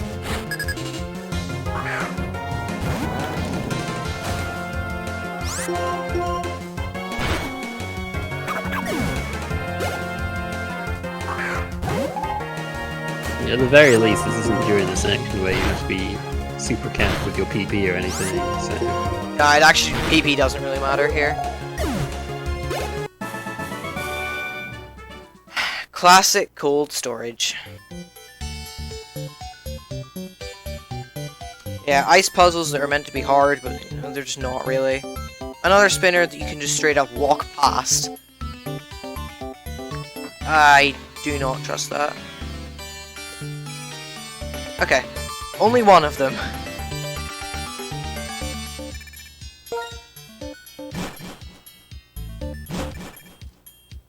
Yeah, the cold storage doesn't exist in Black and White 2. You do the Pokémon World Tournament instead, as Garth has kindly pointed out.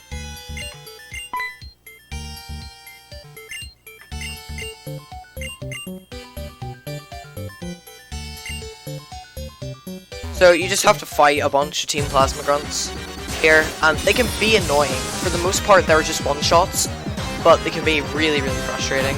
Primarily the Liepard, because it outspeeds you, and it can use Fake Out. Additionally, it can also use Fury Swipes as well.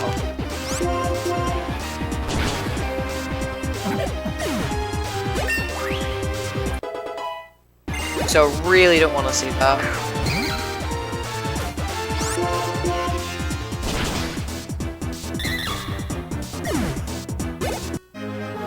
That's coming up on this fight here.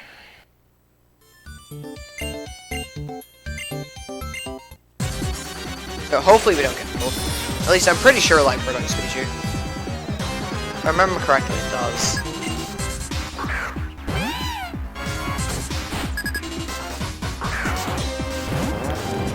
So don't troll me, please.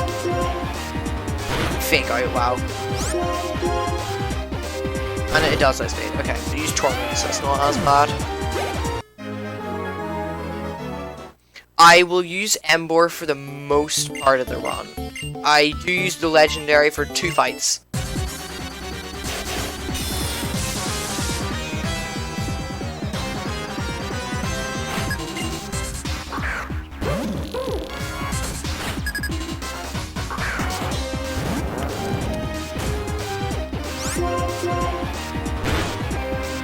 Wow, already behind my PB. This is insane to see how, like how much time deaths actually cause. Even though, well, I didn't save for one of them, but even though I saved for one of them, like, they still really, really add up.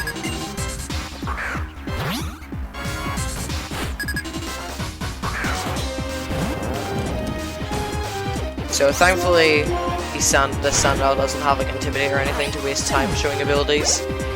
And these Watchdogs don't actually have Detect either, so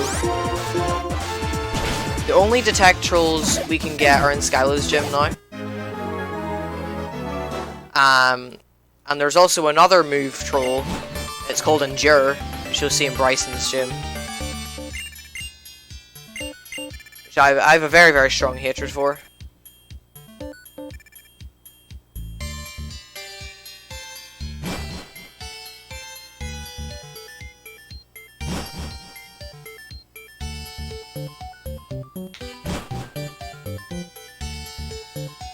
So Clay is going to thank us, and as our reward we get to go face him in the gym. Which is not a very great reward, but hey.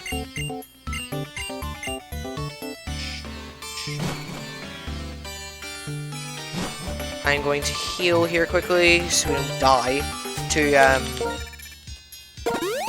the first trainer in Clay's gym uses a Palpitoad that has muddy water.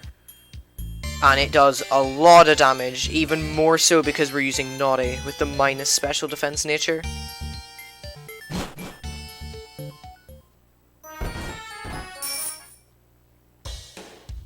But it'll be easy because he'll use Aqua Wing. And everything will be good. So Aqua Ring is what we need. My Mudshot's okay, too.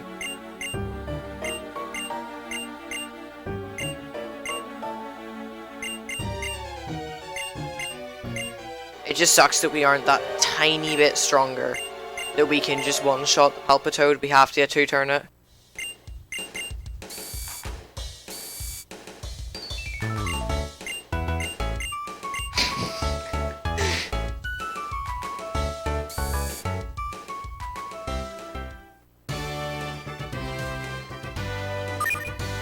So hopefully don't get trolled by the first trainer in this gym.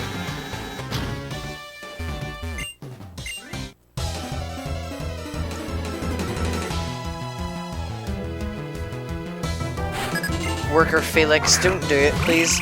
Muddy Water can also lower your accuracy, which might mean you miss Drillbur, which is his Pokemon that's coming up after.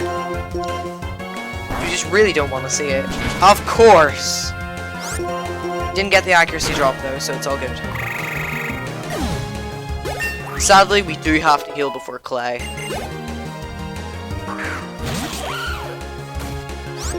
Yeah, like you could get Drillbur in this game and use it, but to be honest, this game is easier than White 2. Like really, you can just like one-shot so many things with Ember anyway. And also, Drillbur's not very good at the start. Its moveset is like Fury Swipes is its most powerful move for a while, I think, until it gets Dig. It's not even that its move pool is bad. You'd want to get Drillbur at the first situation, or like the first place you can actually get it, and that's in Wellspring Cave, and the very next fight is N2 with a time pool. So, like, that would just absolutely destroy you. Yeah, I guess. And then, like, Lenora is tough for a lot of different Pokemon anyway, so... Lenora is annoying enough with Ignite.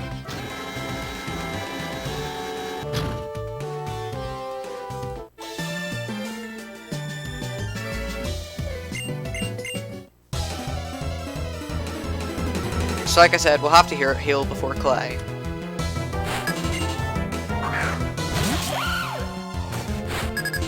Just unfortunate, but...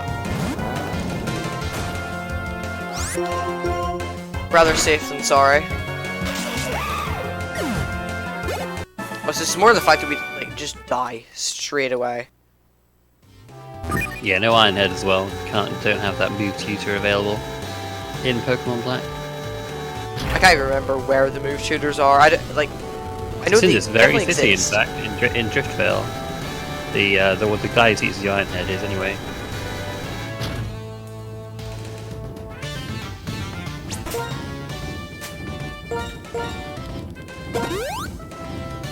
So he'll pick my full. Save because this fight is bad. Like really bad. This will be the last save for quite a while.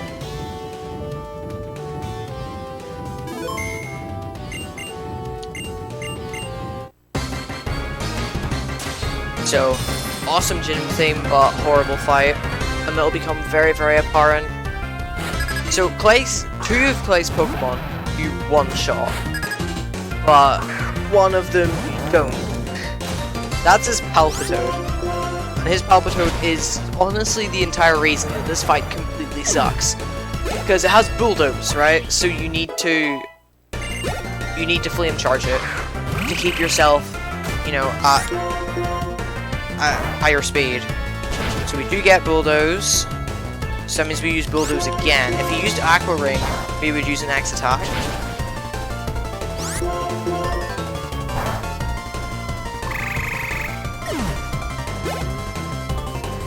So that's literally just about plays.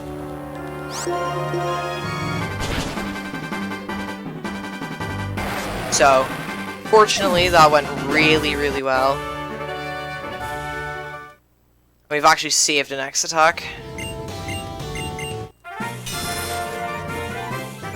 Which is really, really freaking nice.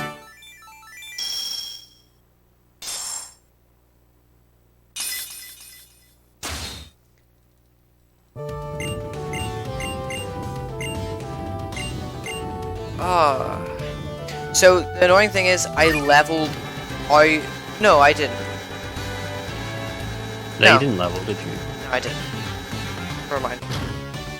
So I can do the Blaze strats for Bianca, which involves Pansage getting more screen time, so that's always a plus.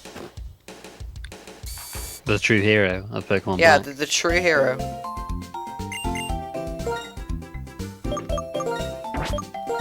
Oh my god. Wow, nice menuing.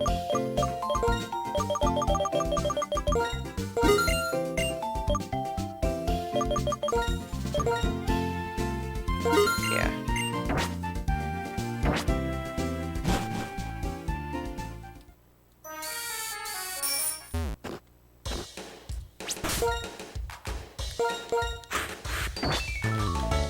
So we're gonna switch Pansage to the front, and then we're gonna max Repel.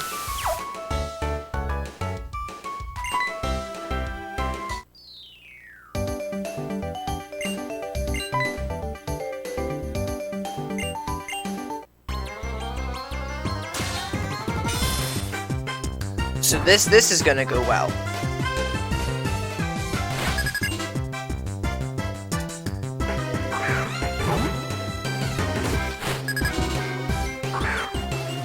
So the god gets more screen time.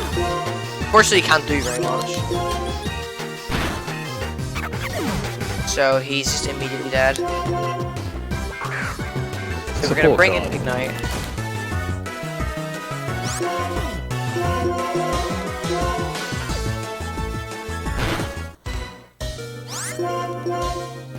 We're gonna live with 11 HP. Clutching it out.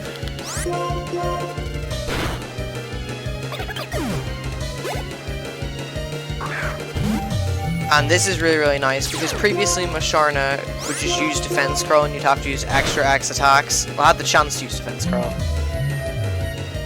With this strategy, with the new strats for this fight, it doesn't matter if it uses Defense Curl now. So if Ignite wants to learn Assurance, that's not the last time we're going to see that. It will want to learn it again.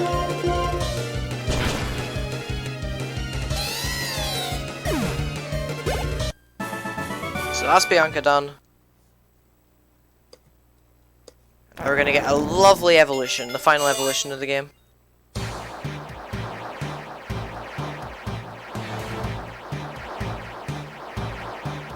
Hey, Pansage, the others are bad. Pansage, though. Pansage is the true god.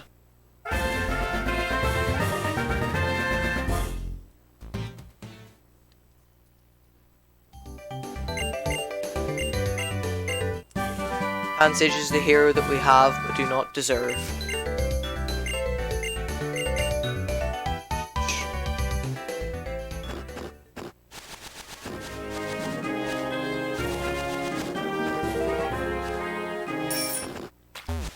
Okay, you're not gonna get to see your precious Pokemon Garf, I'm sorry. It's alright. I just walked into that optional. Do I get to see it after all? No. We get to see a lovely reappearance from Emolga, I'm pretty sure. Oh. Oh. I see. God, it has been a long time since I've done that. Oh my god, Minchinu had cute charm. Well. There's Emolga. Hello, friend. Not my friend. Die. Okay, now that that's out of the way.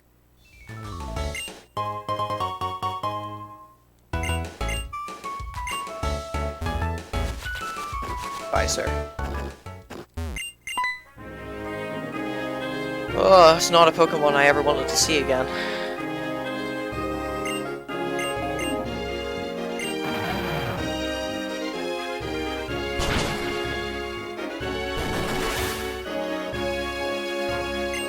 I love how it's not even one of the 2 spinners on that route that I hit.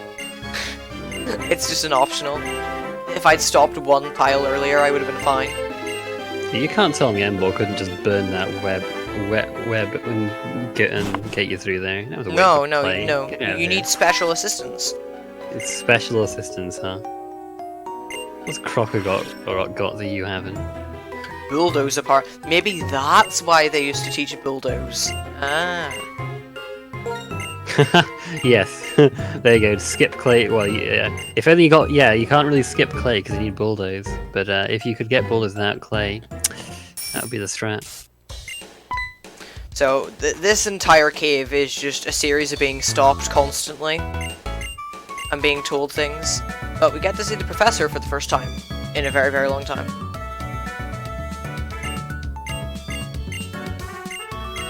And she's gonna give us the item that allows us to storm through the game, the Lucky Egg. I have no idea why starting in Gen 5 they just kind of gave it to you, because it makes the game far too easy. They just gave it to you for free in this game, in White 2. You have to work for it a little bit in XY.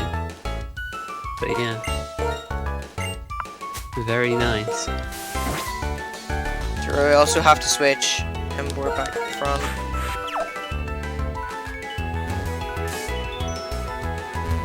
That was close. It's all good.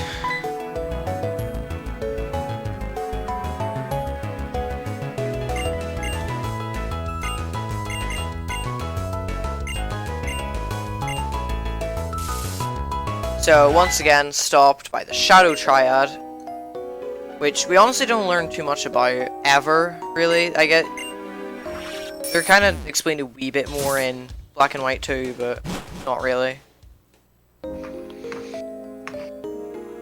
Yeah, their purpose in this game is to take you where you are going anyway. Yeah, their purpose is take you 3 feet. You'll see on the third and final, well actually it's not really the final, the third bridge of this game, they take you about 2 feet. It's just really quite special.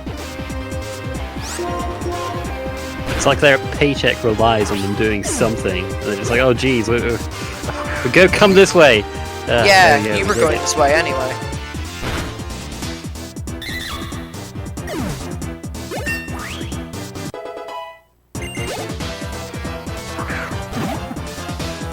So PP management is supposed to be important here, but it's not really, because pretty much everything dies to whatever move you use, except for like Trubbish. You won't die to Rock Smash, I don't think.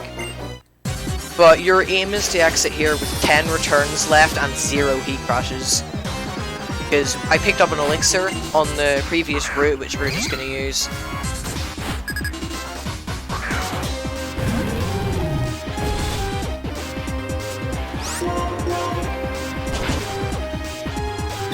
Don't aim what heat crashes. It really doesn't matter if you end up with more than what you're supposed to have.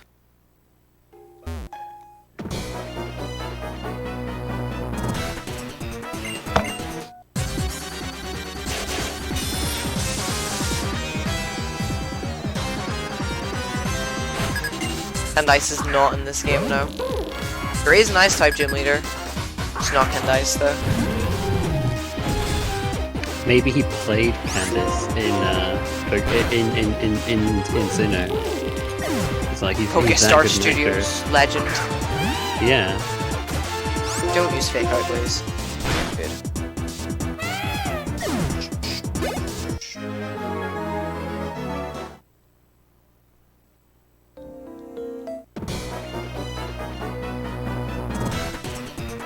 There's 3 sections of this game that's just running. There's actually more than 3, but there's 3 major ones. It's just. I was about to say driving. You don't really drive a bike. You ride around on your bike, just like defeating Team Plasma. This is the first one. You'll see 2 more later on.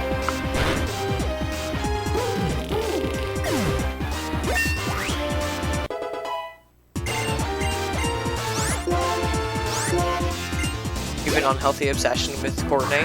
What about Getsis though? Getsis is clearly more attractive.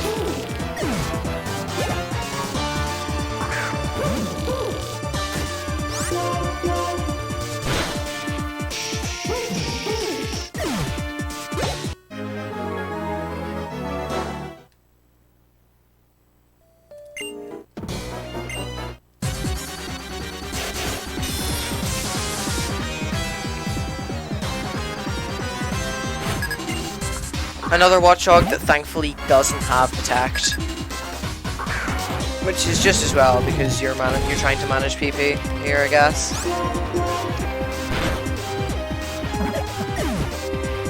I actually finished this with the perfect amount of returns. That's the first time ever that I've done that. Are you saying that's never happened before? That has never happened before. There it is! 2 runs in a row, we did it!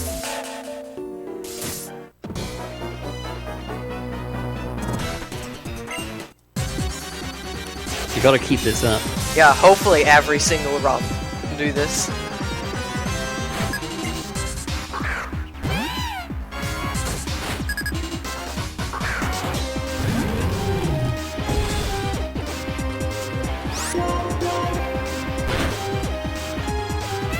Didn't get fake out from that Lifer either, so that's really, really nice.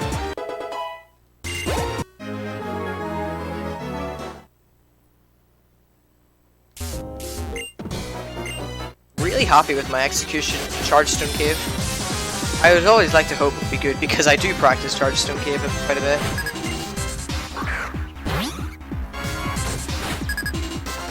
Hey, thinking about it, for the first time as well, I'm also going to finish with the perfect amount of heat crashes.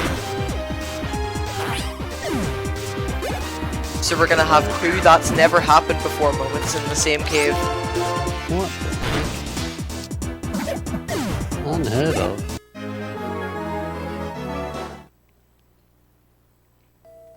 Normally I have to substitute moves. This is the first time ever.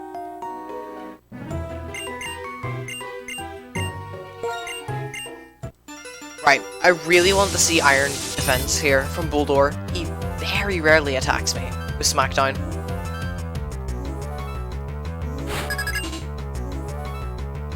Oh god, you wouldn't want to see splits anyway, they're terrible. Like, I'm currently +6. Like, I've lost time on literally every single split so far. Well, that is what you expect in a marathon, really. Gotta see where the run control you. So, we took damage, which is unfortunate because now I have to heal. Otherwise we die to Ferroseed. Because it has Iron Barbs, which is an ability that does damage to you whenever it hits you, or whenever you hit it with a physical move. So I'm just going to use the Hyper now.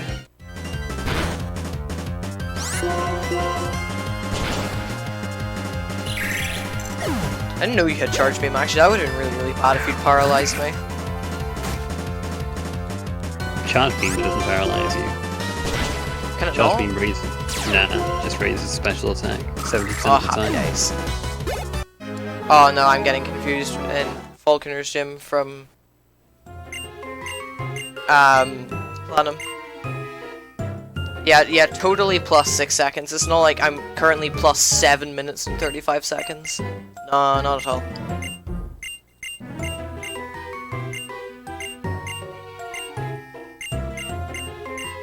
So, for more story, and basically disagrees with everything that the professors all over stand for. And does not like the idea of Pokemon being trapped inside Pokeballs, even though he does it himself. But, that's perfectly acceptable. I've seen quite a lot of you hyping up Skyla, so here's Skyla for you.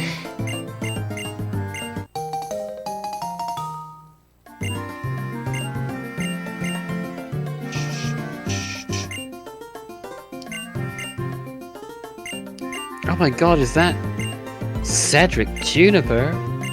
It is. He's useless. Wow, savage. He does nothing but talk.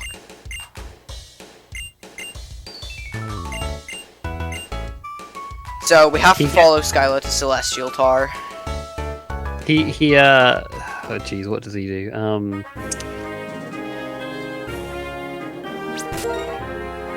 Yeah, no, I've got nothing actually.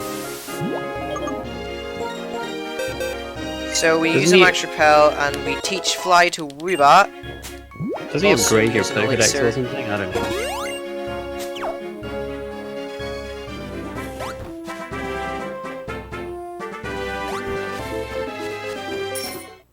Okay, I actually got that right. I have erased the muscle memory of Black and White 2 from my mom. From my mind. From my mom? What? Excuse me. Words. English is my native language, I swear. England is my city. Okay. Slash ban Garf.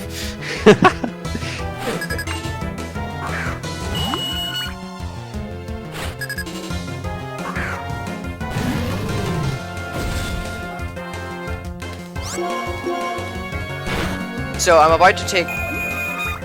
It just makes me so happy. What's about to happen? Not on this poke. This Solosis never did anything to me, so it's okay. I like Solosis.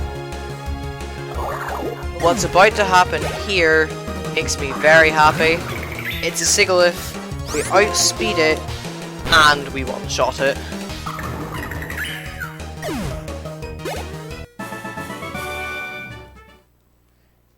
So these next two floors are really interesting because I don't think this is a feature anywhere else in any other game. These guys are technically spinners, but you press B on your D-pad to make them look a different way. So what you saw me do there is every time I pressed B, they changed directions. Yeah, I mean, there's that in Black and White 2 as well, but I don't think it's a thing in any other gen. No, I can't say as I recall it being used.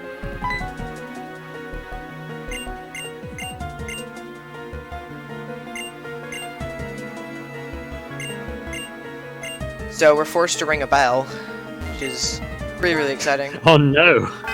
Because it's like you make it sound so awful. I'm forced to ring this bell. Yeah, apparently it tells you what kind of person you are.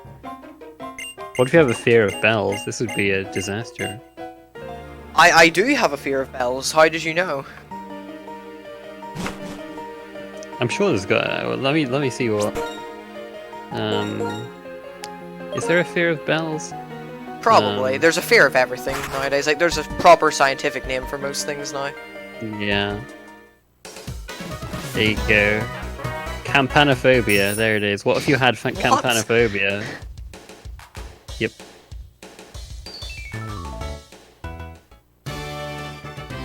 So this is quite honestly the best gym in the game, and you'll see why soon enough. Unless that was made up. It might be made up. I don't flip it there.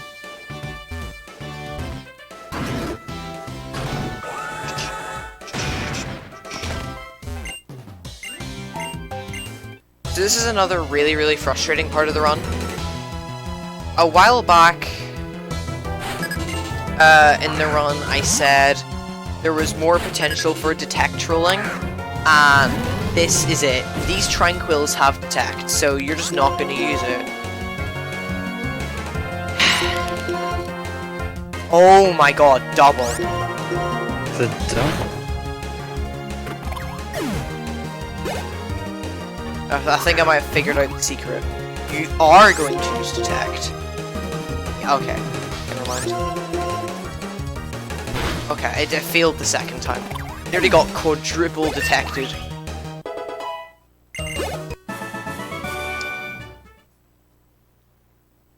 Was about to be mad.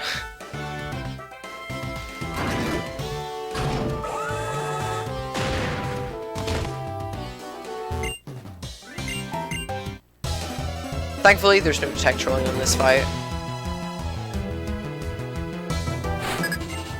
Oh my god, my audio cable is falling out. Hold on. Gotta love audio cables. So you might have only heard sound in your left ear there for just a second. My apologies.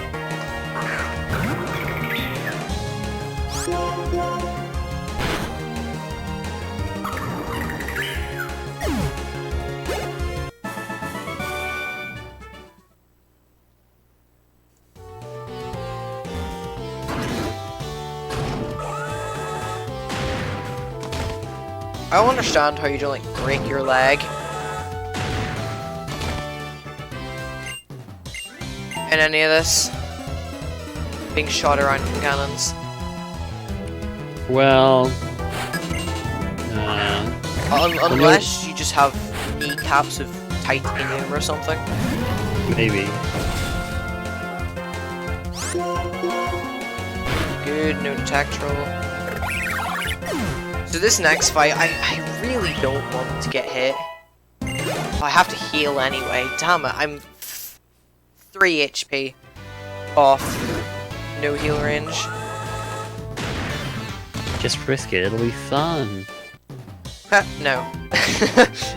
No chance. Come on. Come on. No chance. Where's your sense of adventure?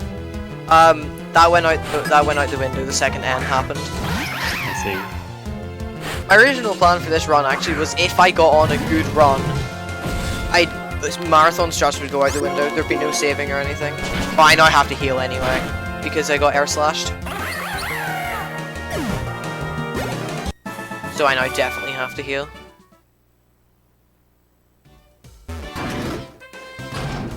Dang. Unfortunate. But here's the best part of the gym. Bam.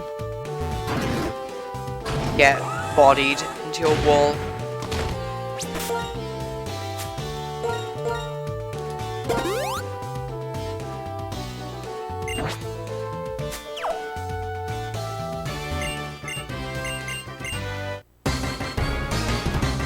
Okay, so this fight can be annoying. This Swoobat, I really want to see it use Amnesia. It's not likely that it will, but there's always the possibility.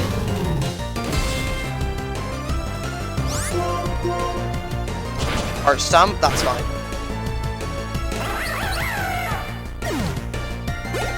It's not as bad as Acrobatics. Does it have a track in this game, or is that just fight 2? No, that's fight 2. Okay. Fortunately, it doesn't. So we're learning Flamethrower a little bit early here. We're not meant to get it until just after Swanna.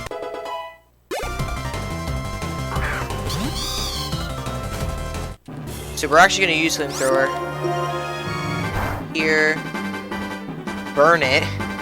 That was not intended.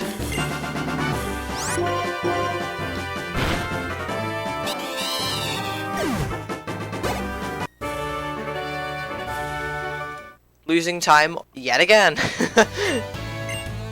I'm making it my goal to save time on at least one split in this run.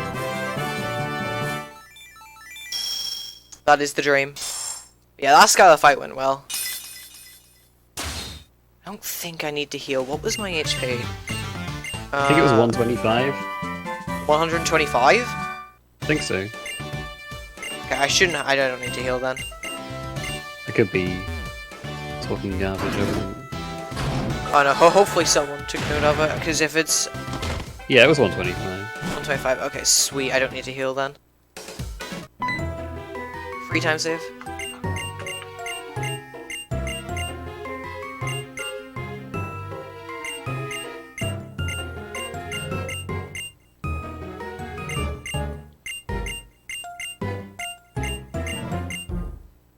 So, N's talking about how he's gonna get a legendary dragon and effectively rule the world. Well, so we'll see how that goes for him. In the meantime, back onto this route. And I like to YOLO this bit of grass. I never get an encounter in it.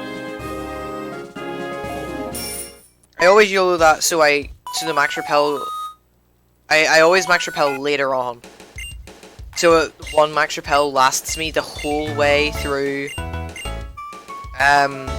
Twist Mountain. So I max repel here instead, because if I'd done it back there I would have had to renew it in the middle of Twist Mountain. And that just really, really sucks.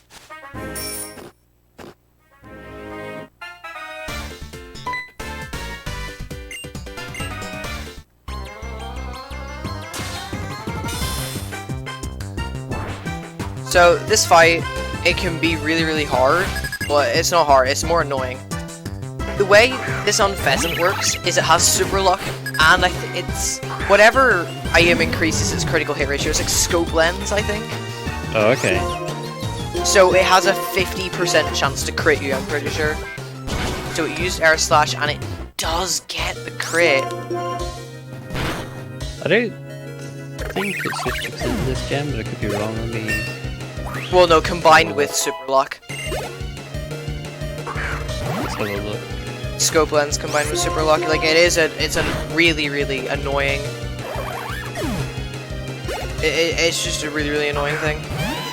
I actually have to heal. Wow. That's 25% of this gen with scope lens and super luck.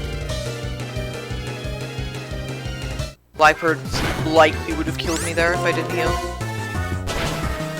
Oh my god, that's never happened before. That Leopard is a speed tie, and I kid you not, in a year and a half of running this, well, nearly a year and a half of running this game, I have never won that speed tie. Right, I think you're overdoing it a bit with these. Never happened before. It's starting to get old now, dude. Just stick to the script, please.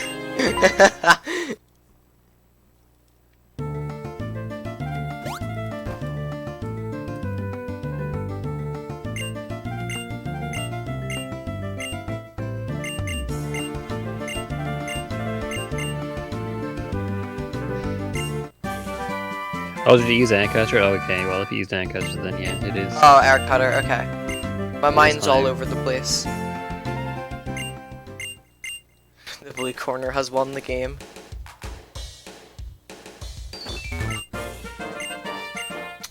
So the random hiker up here, he's just really, really easy. It's just a more sturdy trolling, honestly, from this guy.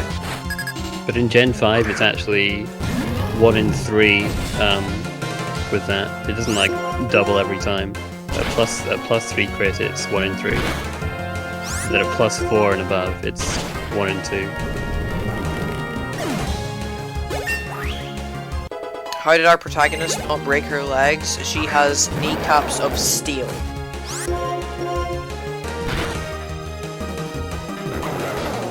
Squats. Nice.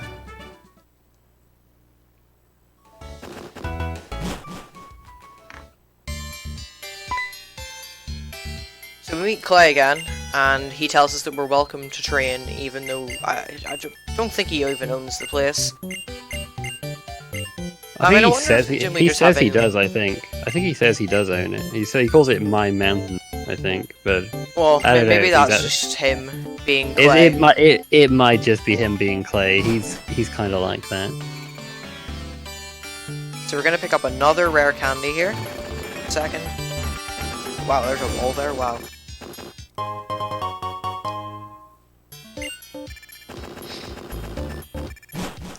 Her Yes, right nose here. and her face, they're fine. Don't worry about it.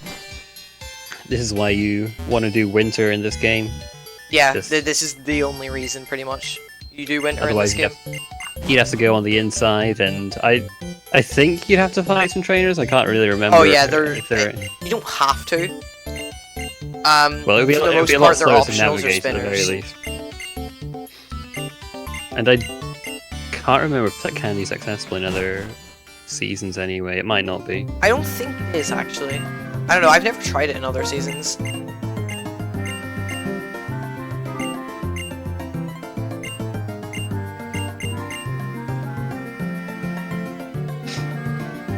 So we're gonna go into another Pokemon Center. Not to buy anything. We're gonna talk to this old lady who's gonna give us a move that we're gonna make use of. Brick Break. And she tells us she used to be a battle girl. She doesn't look at no harm to her. So we're gonna pick up another rare candy, and that's all of the rare candies that we're gonna pick up.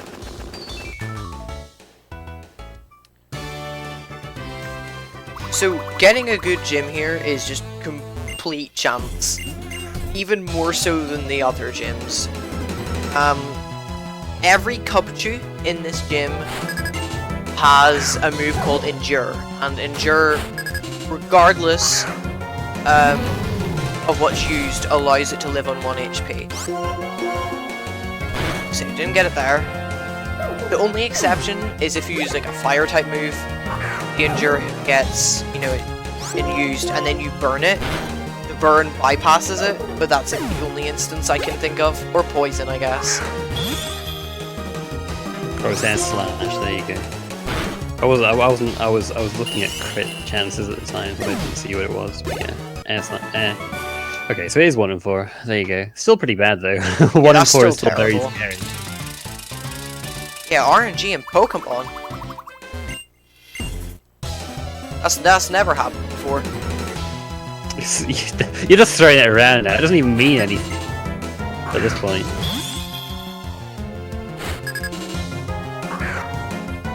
Don't do it, Cryogonal. This Cryogonal outspeeds you and has Ice Beam, so don't. Oh, it used Acid Armor. Okay, that's fine. I had a run a while ago where it outsped, used it used Ice Beam, froze me, and then I thawed out on the same turn. Not bad, not bad. So I think mean, Heat Crash no forces time you, does loss. it? I think it's just the Flare Blitz that forces you. Well, the M-Ball can, well, it can learn Skull as well, I guess, but you're not going to teach it Skull. Yeah, no, Heat Crash doesn't thaw you. I didn't think so. Dang. It'd be nice. So that was our first Endure. Only 1 though, so.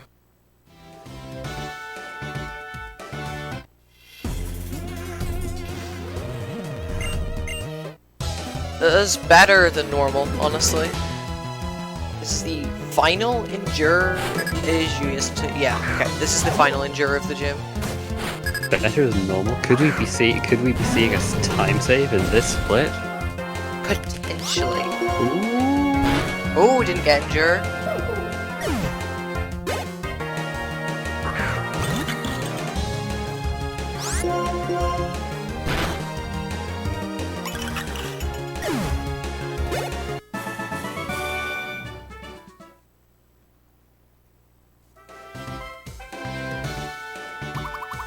So, I mean, the first time I played through this ice puzzle really confused me. I think they killed it a bit, though, with, like, basically showing you where to go.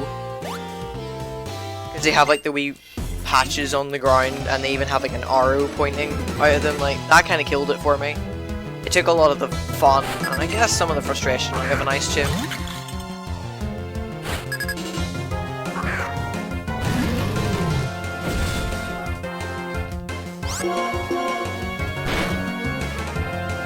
So you're gonna see the only glitch that we use in this run in just a minute here.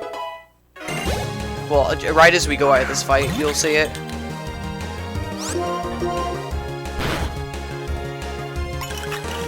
Do you have enough? Okay, yeah. I have enough to be. Happy days. So go up here, do all this as normal, but then we run through a rock.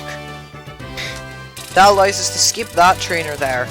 The bottom rock has a collision detection, but the two others don't for some reason.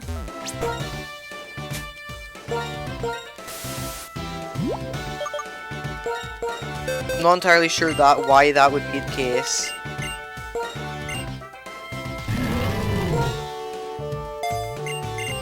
The rare candies are so we can learn Flare Blitz in time for the Elite Four. Because we'll beat Grimsley, and then after we beat Grimsley, we get Flare Blitz, and that allows us to sweep the Elite Four.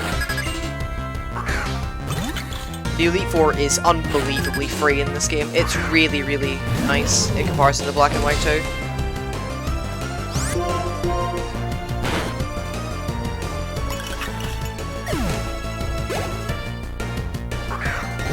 Yeah, when there's Black Any, you could free record up for grabs right there. Yeah, that's a free world record. Dang it, Garth, I could have just fought the trainer and got a world record in this. Exactly, yeah. What are you doing? Could have had a world record at PSR Marathon, but no. We're being... Okay, no defense. Oh, we're gonna save quite a decent amount of time, actually. Hey, there we go.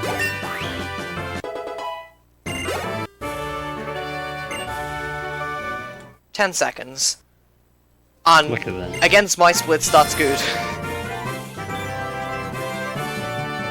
Because my splits are incredibly frustrating to run against.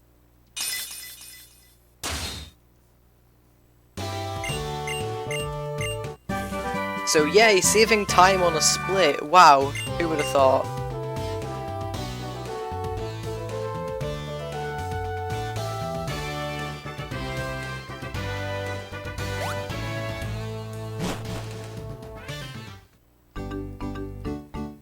So we get a bit more story here. Charon's trying to come to terms with what Alder questioned him about, if there's anything more apart from being champion. Bryson uses his invisibility detectors to show us the Shadow Triad. They just disappear. We're told to go to Dragon Spiral Tar.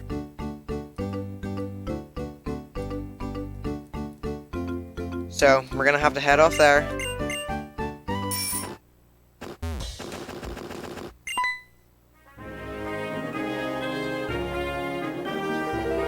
Not before a bit more story, of course. This is where, in my eyes, the story starts to get really, really interesting, and I actually really, really enjoyed the story here.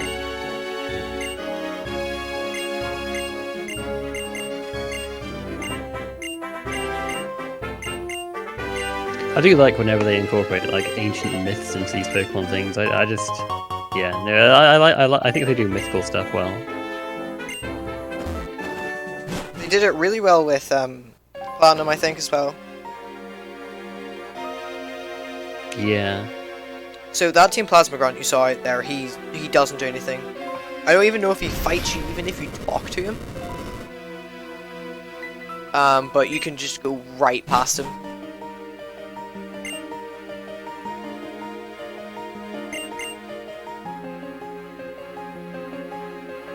So here's an instance where strength might actually be faster to use in that one scenario, but you have to go like 40 seconds out of your way to get strength in the first place, so... part of the puzzle here really reminds me of Beltar. I have to remember to pick up the Max Elixir. It's here. Really interesting thing about Dragon Spiral Tar is that you don't need to repel unless you're on green tiles. There are no encounters on these yellowy tiles. Oh, I never even noticed the colour of the tiles are different. Okay.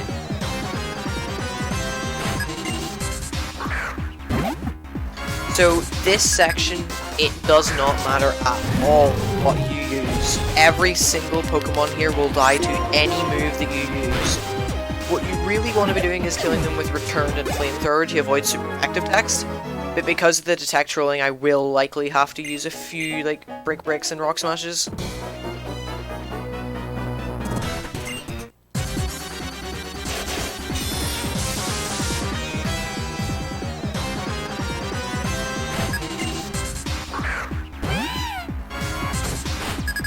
You could be really nice, Leopard, and not troll me. Nice. All these Leopards have Fake Out, which flinches you, wastes turn.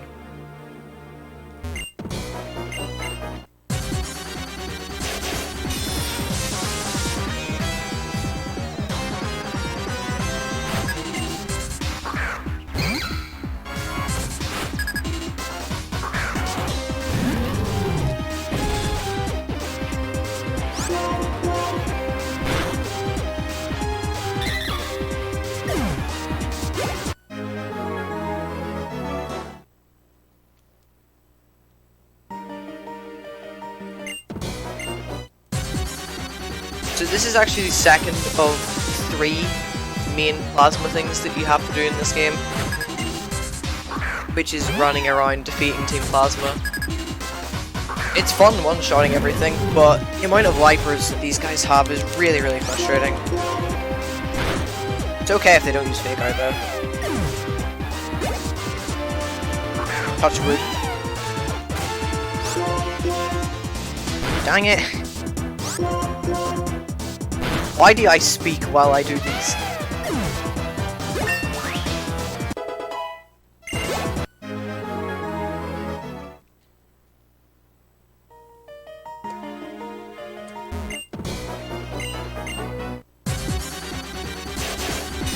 I think that's the last Leopard. Nope, never mind. The very final Pokemon you fight here is a Leopard. Dang, go happy there for a minute. I should remember happiness isn't allowed in speedruns.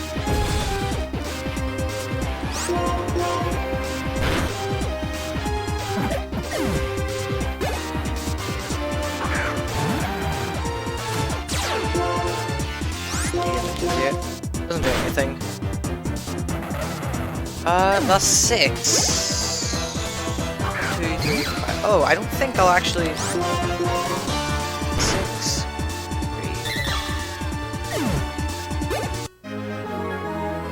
I think I'd just about get away with no super effective text. So here's a really, really trippy, spirally maze thing, which gets really, really annoying to control. For me personally, I find it really, really hard to control. But seem to have gotten that okay. Nice.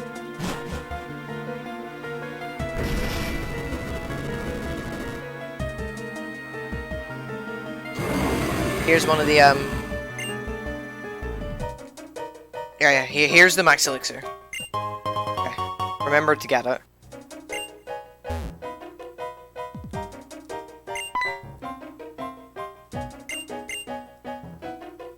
So, they think that because there's 4 of them, they can beat us, but little do they know we have an overpowered Embor.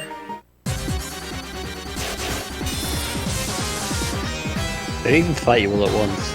If there was a remake, this might be like a horde battle or something. Oh, it would be cool to do a 4 battle. Embor would have a lot of trouble with that, though. Yeah, I guess. What would Embor do in a horde battle? You'd have to. You might actually have to teach Bulldoze. I know. I was just thinking Bulldoze.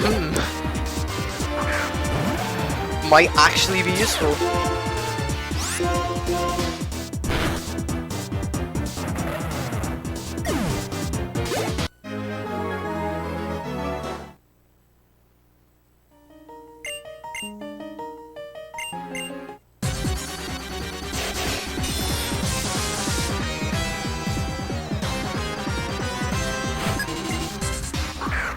You probably noticed throughout the run that I'm hardly letting my starter learn like any moves, because most of the moves that are actually decent for this run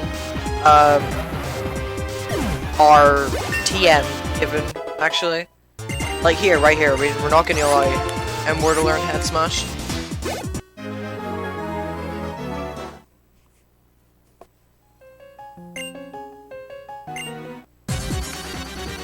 thankfully most of the moveset you end up with at the very end of the game is re-level up. I think Rock Smash is the only one that you don't have.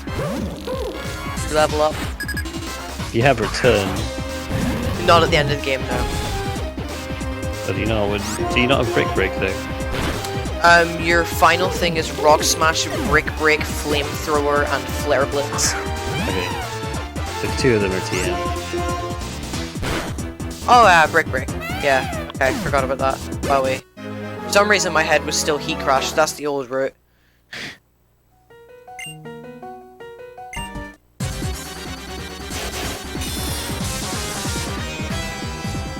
Oh yeah, because with the old route, you kept Heat Crash in case Chantal, you got Cursed Body from Jellicent, and then you'd go for a 62% range to kill her Chandelier with Heat Crash.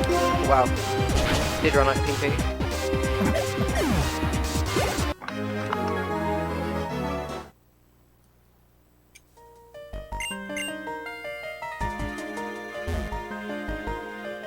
Why Rock Smash? You'll see. It's very important though. It's actually very important.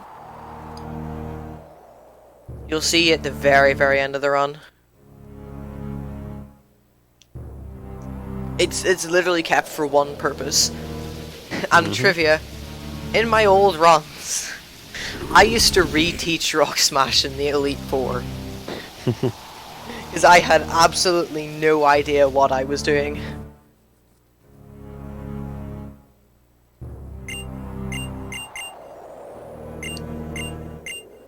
Surprisingly, no. Don't want to spoil anything, but you know, like I say, you'll see. Yeah. The thing is, like coverage isn't even an issue because you can cover everything with fighting, normal, and fire. Yeah, like you just want sheer power really over coverage at that stage. And that's really what Embor is, just a powerhouse. Yeah.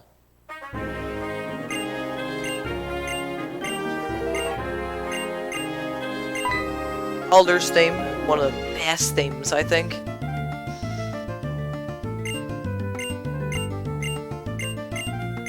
So there are 2 spinners of what we're about to do. We're about to go to the desert now, because Anne told us at the top of that castle that we need to go find the other legendary Pokemon, aka Reshiram. And everyone thinks that Relic Castle is the place to go, so...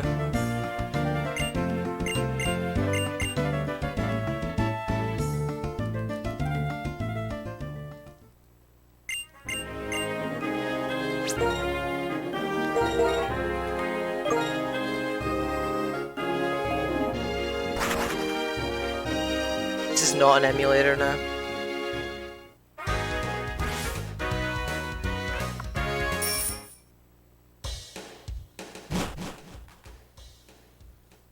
Okay, so hopefully we get past these 2 spinners.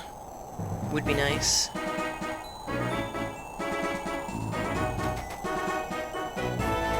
Oh, that was sketchy.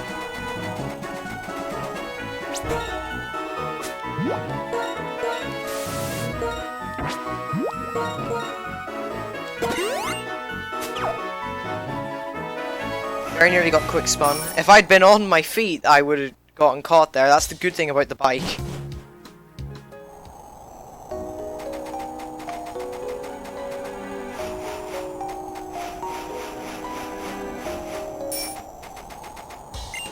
This is where you used to need to take a detour for a rare candy, but you don't need to do that anymore because of that nice one on Route 3. Route 3, yeah. Thank you, Pulse. Saved a lot of really, really frustrating movement.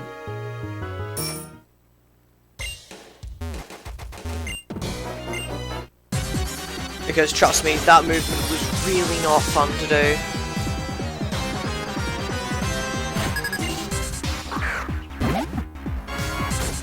Because in my opinion, it was honestly the hardest movement of the entire run. And there's some pretty annoying movement throughout this run.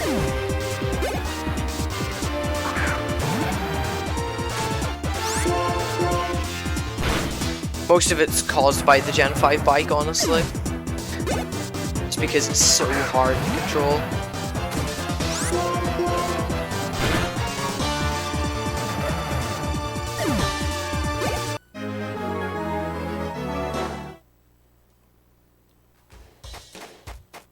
Oh, extra steps, yikes.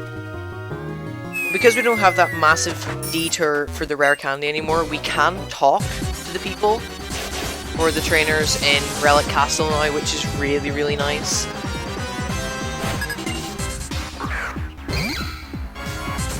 Don't need to tap about anymore.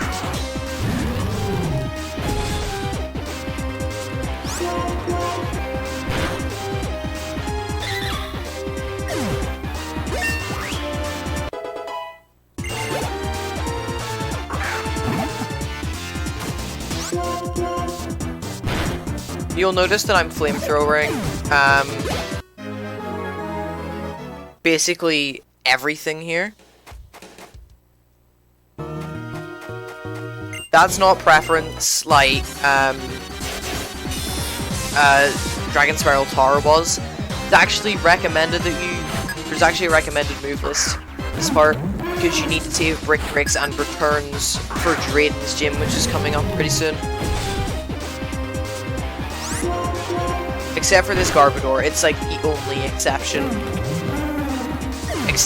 No, it's not the only one actually looking at it, but it's primarily because nothing else kills that Garbodor.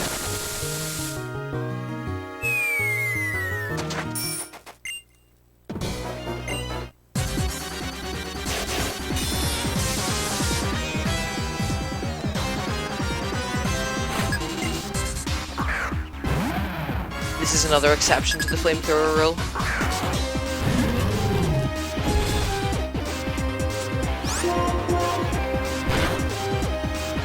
It's primarily Brick Bricks we want to save for later on.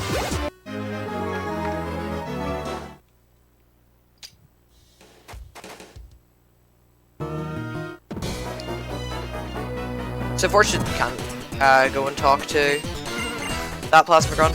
I probably should though, actually. You'll see I'm walking over the darkened sand, because that's quicksand, and if you run or bike on it, it just drags you down, and there's nothing you can do about it, and you just lose time. It's really, really frustrating. It's one of my least favorite things to mess up in this entire game. But it drags you down like really slowly, so yeah, whenever you want really to go down slow. these things, it's actually faster just to walk into the middle.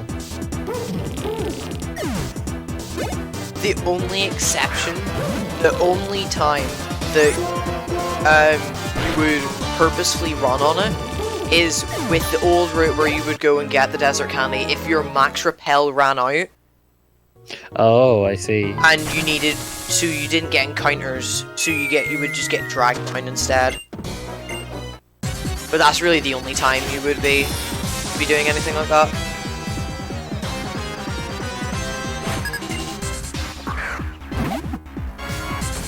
Because I think in one of my PBs I had to do that because I literally just ran out.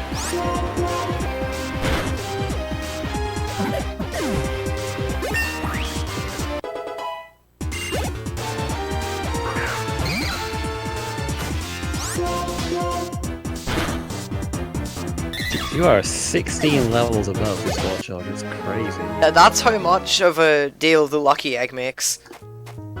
Like, it really is the savior.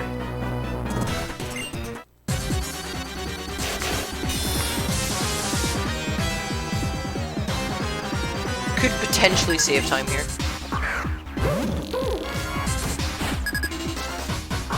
Against my PB, that is.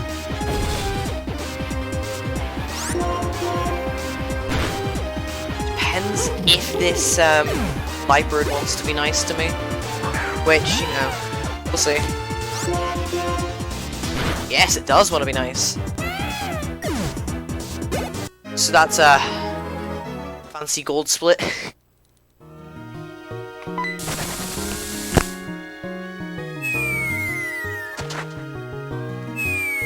Imagine getting golds in a marathon.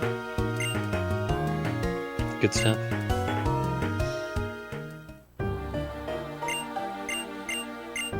I think I got one last year on Lusamine in Pokemon Moon.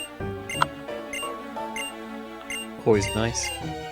Oh, it's just always reassuring to see golds.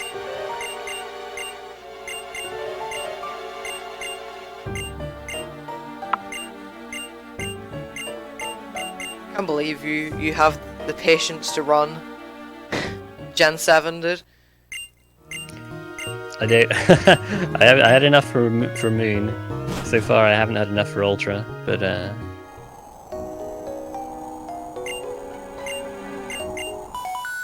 yeah, they're long games. Platinum and Heart Gold to Silver about as long as I'd ever be willing to go in a game.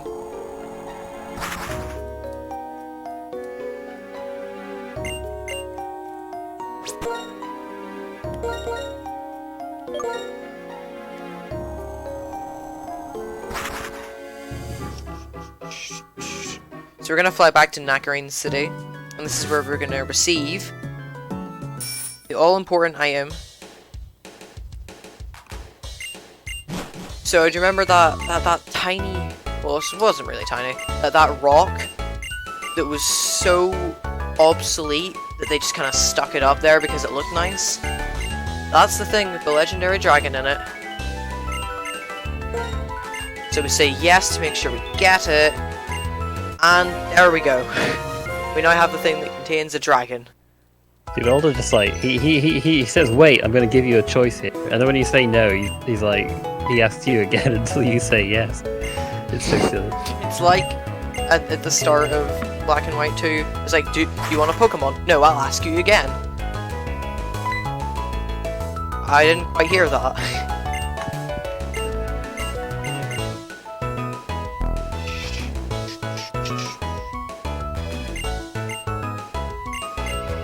I think my favorite one of those was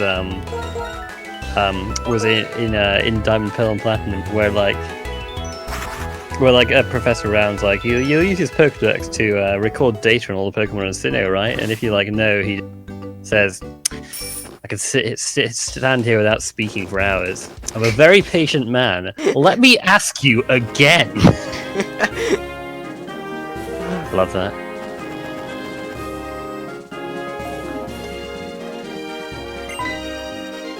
So guys, how many rival fights is this?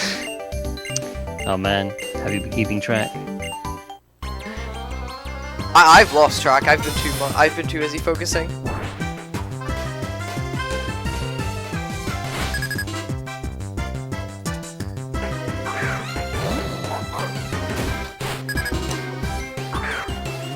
I think I know which one this is.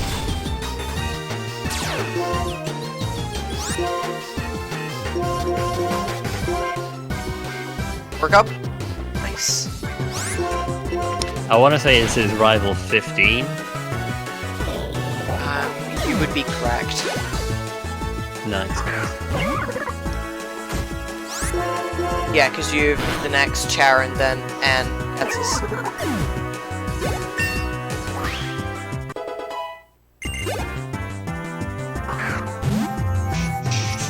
Masharna, don't do it. Still has Psybeam. Lucky chance, get in there. 46. Not far off, honestly. Slam avoided again, dude. 2 runs in a row. Oh, Slam can be really, really bad there because it can paralyze you. No, that's body slam. Slam doesn't paralyze you. You sure? I'm sure. Slam do that. It's just a worse strength, like 80 power, 75 accuracy. Oh It's damn! really I bad. could have sworn it paralyzed you. So I've been getting worried over all that for nothing, like every single run. Yeah, just body slam. Not regular slam. Because I've been sitting there going, please don't use Slam like every single time. Oh, that's reassuring. And here's where we get taken 3 feet for their paycheck. It's like another day's work. Good work. Gotta get that cash money. Couldn't have done it without you other two guys. No, takes 3 of them to move 1.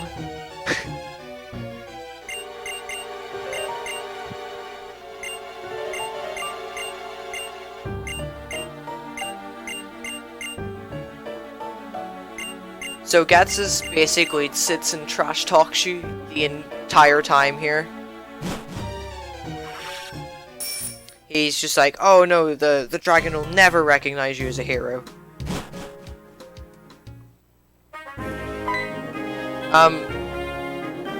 Way back in the first time we were in that green city, Garth said that X items you'd need to buy on the shopping mall. Well, this is where it is.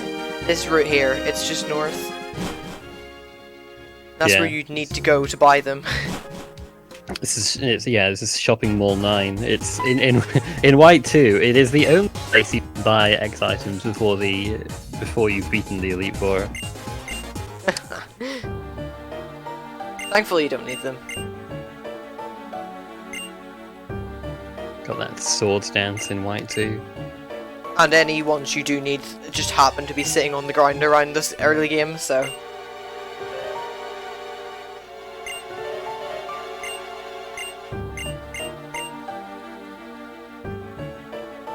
So Getsus is filling more lies, going, oh, you need to release your Pokemon. And that's basically his entire cover-up for the whole game.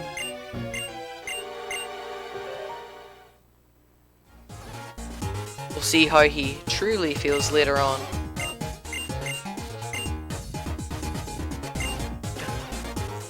I will say this, Opaloosid City is remarkably better in White. This whole techno thing, I don't know, it's just not as good in my opinion. I don't know, well, what does the chat prefer? Black Opaloosid City or White Opaloosid City? Yeah, I think it's just like the crisscrossing blue things on the ground don't really work for me. Yeah, I think that's what it is. Because if you took those away and replaced it with like actual tiling, like on the footpaths, then I think it would actually look quite nice. Because the buildings look cool.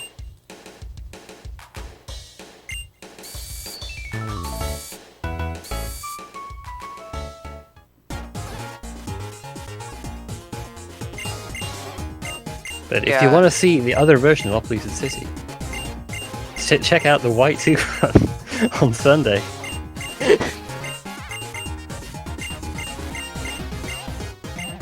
About 20% of Garth's inputs have been plugging Crafted's run. It's true, yes.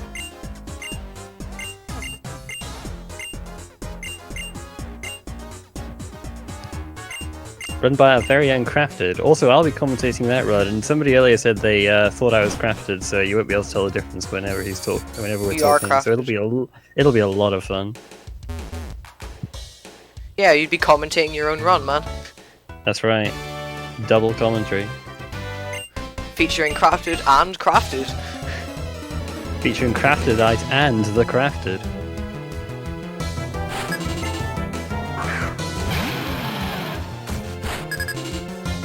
Drayden has a beastly beard. That's the best thing I think I've ever read regarding Drayden's beard.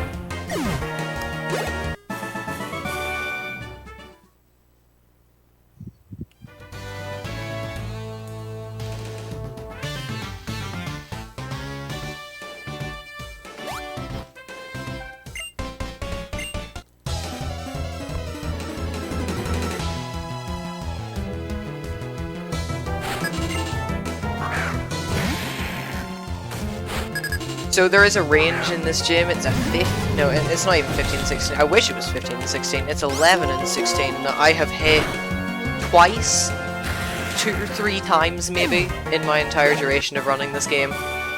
Jeez. Never run Pokemon XY then, because there's a pretty important 11 and 16 range in there. Cybold!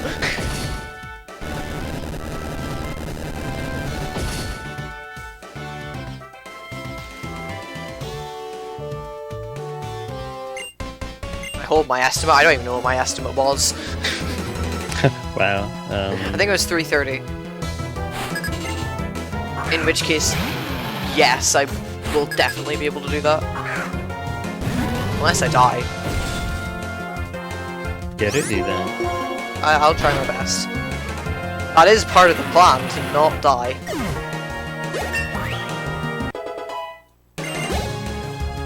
Can we not?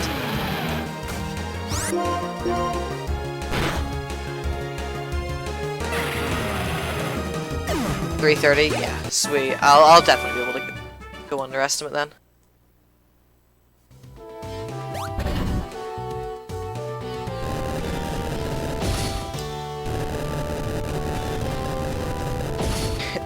Every time I go away from Black for a bit and then I come back and run it for like a marathon or just because I want to, then I'm reminded how much I love the game.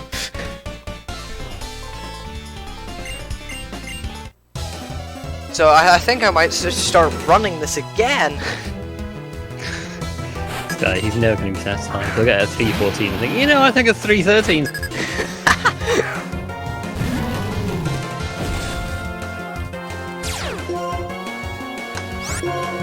It's quite funny because whenever I started running this, Sinstar still had the record, and then whenever I got my DS, I got a 3:19 really quickly. Then Crafted showed up and got a 3:16, and I was really annoyed because I didn't think I'd ever be able to beat it. And look at it, and look at the record now. And I was sitting there going, 3:14's probably possible. Not even probably, it is possible, 100%.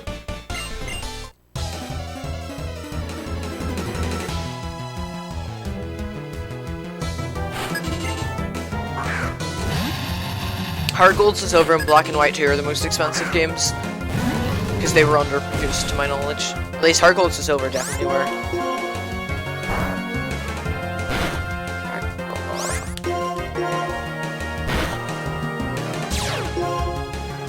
There's Rough Skin. You're making me heal, damn it.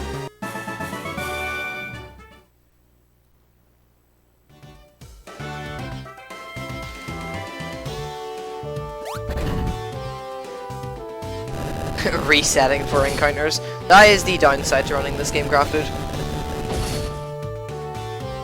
Although if you just get a good seed, then life is good.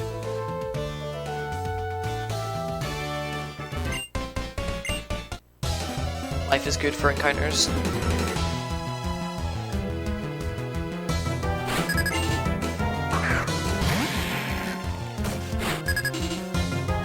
Just extended minute. Oh, extended minute. What a meme story. Should probably actually explain why we don't do extended minute. The save and the reset that you would have to do for that is the same as a 3 encounter route 2, which on average, at least for a good seed, like that's way above average. Like for me, 3 is a reset, right?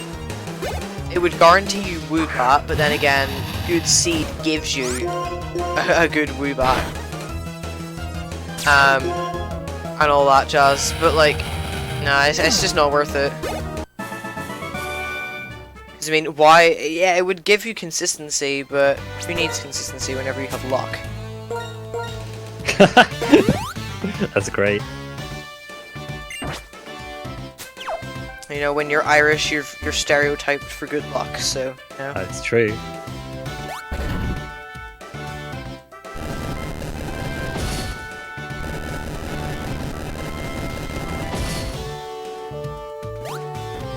So apparently there is actually a trainer skip in this gym. It just takes so long to set up that it's slower. Yeah, I don't think you've fought the guy yet who you could skip. I think he's like pretty late on. But yeah, you have to like go back and rejig all the dragon to passive. It just takes forever. To the point where it's faster to actually fight the guy. Yeah. Damn. Right, this is the fight with the range. So, come on. 11 and 16. Like, that's a good range. So...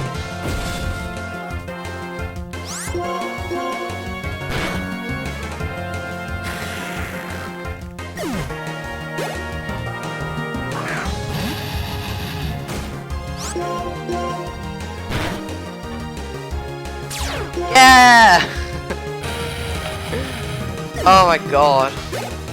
For the first time in a very, very long time. Wowee.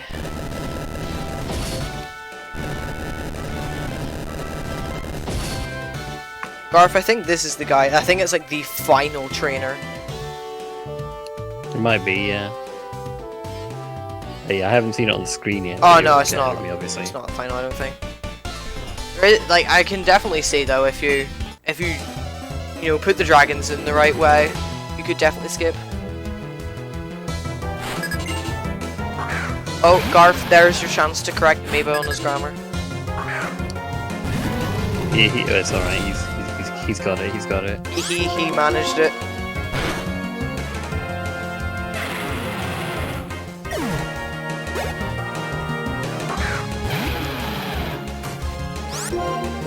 Don't need to heal before Drayden, which is really nice.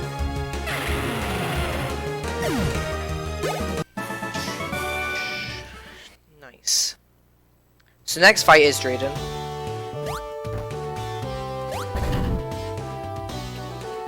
Same difference, Amiibo.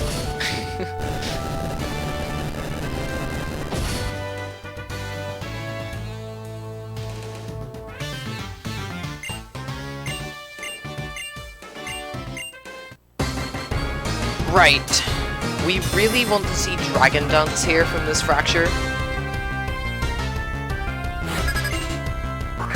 It would be preferable. I don't even know if I'm gonna get Let's Go Pikachu and Eevee.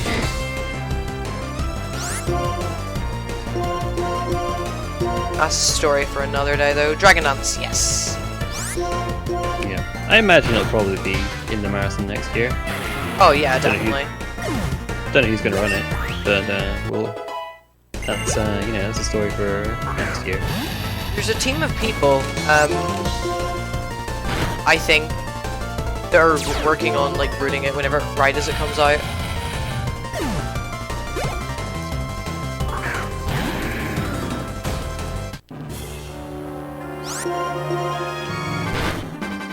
It's funny that you said that too, Ty, because I think Drayden would win, because according to Bianca in Black and White 2, Drayden actually wrestles with his Pokemon to toughen them up. Because toughen them up, not even him. Dang, dude. Look at this. He wrestles this flipping dragon with an axe jaw. I think he can probably handle Crasher Wake. Because it's funny, because Bianca even says to toughen them up. Yeah.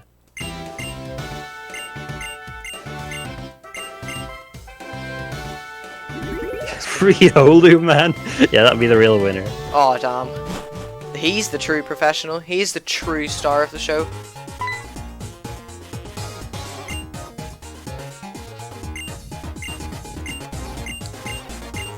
I actually saved 13 seconds against my PB. That's another gold split. Oh, nice. I'm gonna give chat some time to decide, do I YOLO the Jellicent Spinner or do I save for the Jellicent Spinner? Oh, man. Dude, I was... I couldn't believe you YOLO'd it. Oh, dude, just gotta do insane. that. Insane. The guts. I couldn't believe my eyes. Because everyone's just kind of like, Sko, what are you doing?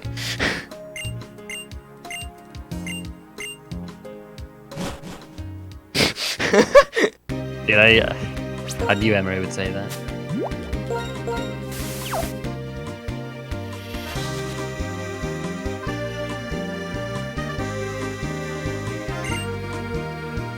See, does the comment like Emery's motivate you to do it more? Yes. See, he's still in the rebellious stage, you know. You can't deal with him like that. Referencing my age, Garth. I had to do it at least once. I've been holding back this whole time.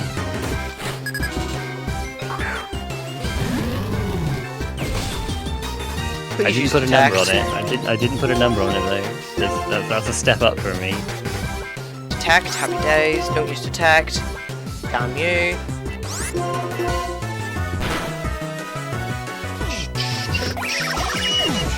This is the final technical rival battle of the game. If you're not counting N and Gets this is the last one. So I saw a lot more YOLOs than anything else.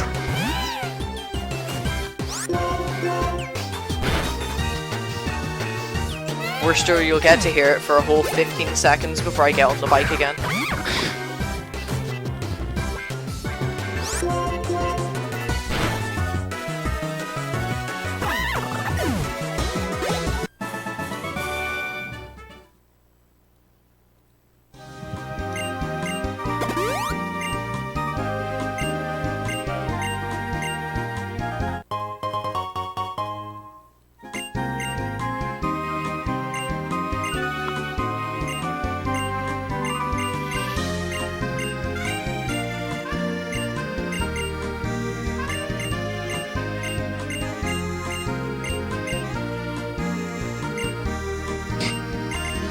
I agree.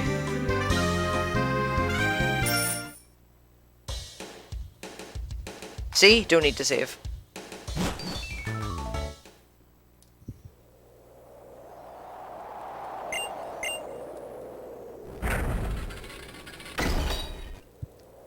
I actually intend to do lily pop runs. I just can't be What bothered was to look around that? the minute. I saw that pause. Weak. Yeah, I'm gonna YOLO while she's looking at me. Oh, well, I didn't know that, did I? I thought you were just gonna go straight in there. Hope that she turns one frame before she'd see me. Yeah!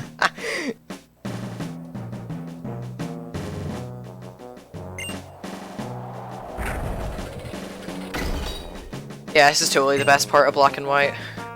Running through and opening gates.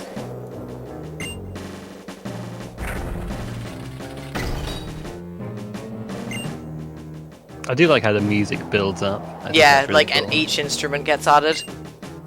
That is really, really cool. Yeah, this is like this. So this no, this game is.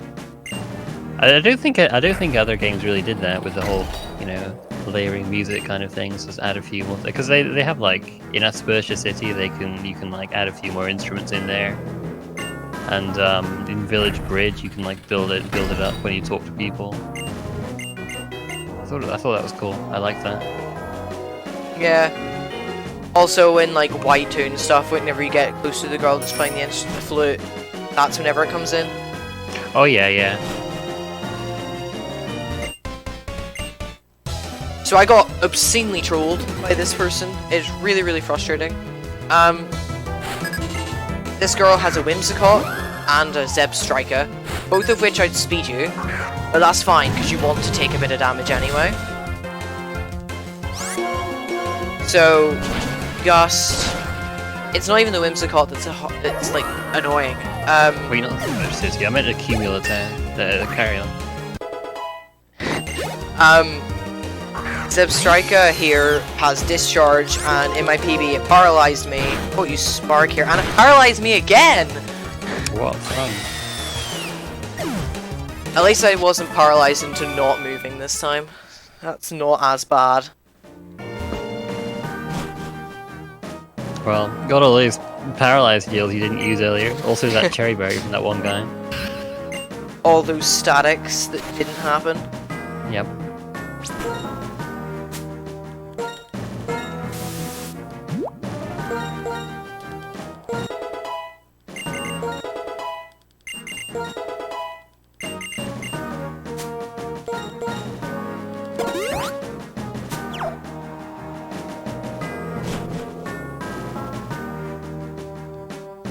So there's one more spinner left in this run.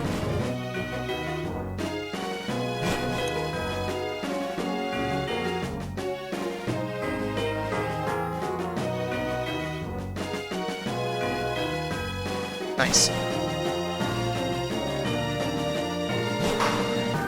Happy days.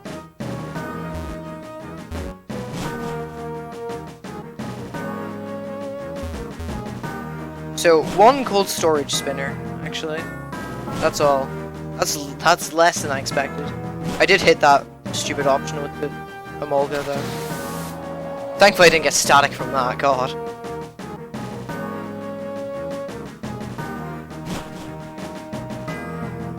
That was the most exciting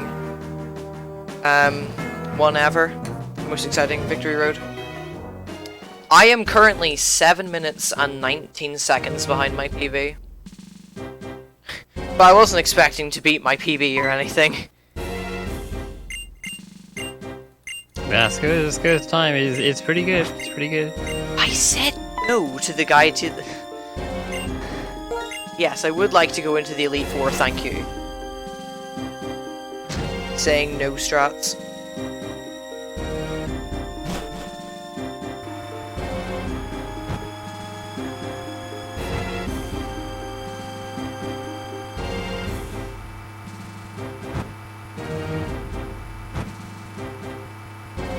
Do any other games let you do the badge check before the final gym? I don't think so. I mean, you can kind of get to the area where you would go into Victory Road in X and Y, but they don't let you pass. But they don't let you get to the door or anything, so I don't know if that really counts. Alright, this is the biggest treat because this Elite Four is really free. There is one thing that can actually properly go wrong. And that's Cursed Body, and even then it doesn't even end your run, it just wastes time. Like, you can't die here. You can only lose time through dumb stuff.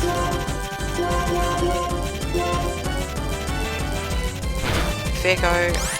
That's why we set up the X speed. X speed it.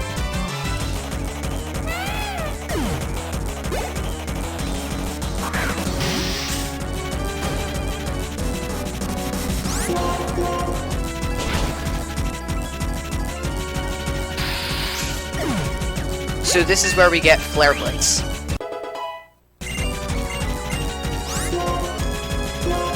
We say goodbye to return.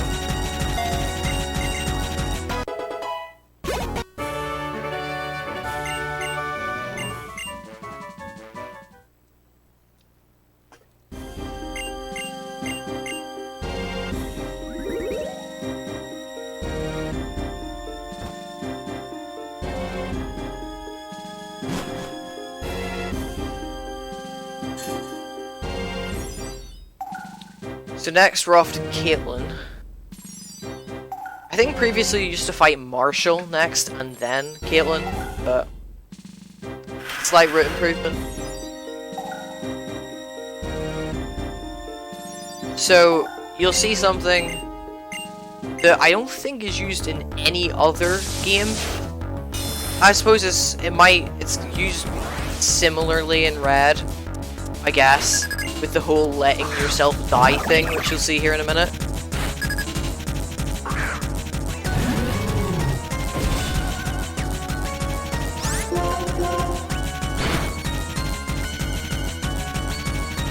But, I mean, this is what I mean about free Elite Four, because you one-shot every single Pokemon except one of Marshall's, which you will... That's what Rock Smash is for. You'll understand that a bit more.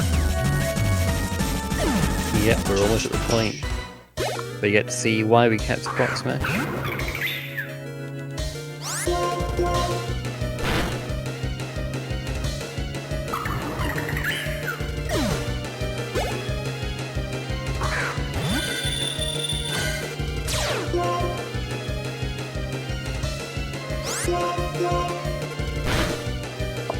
So here we use Flare Blitz on Gothitelle and let ourselves die. This skips gaining the experience, plus using a hyper wouldn't actually put us back at full. So just using the max revive is faster.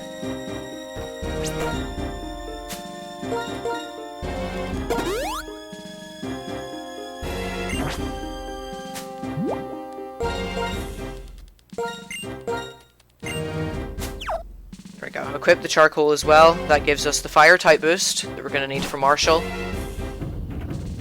Otherwise, his first Pokemon wouldn't even die, so...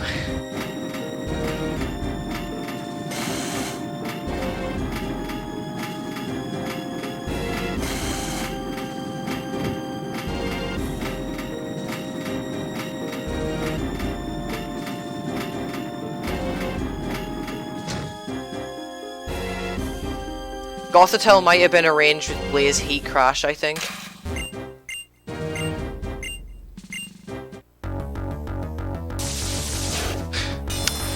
Well, in Sinnoh, in Diamond Glitchless, you sometimes, well, depending on how the fights go, you can die to recoil with Infernape, with Flare Blitz.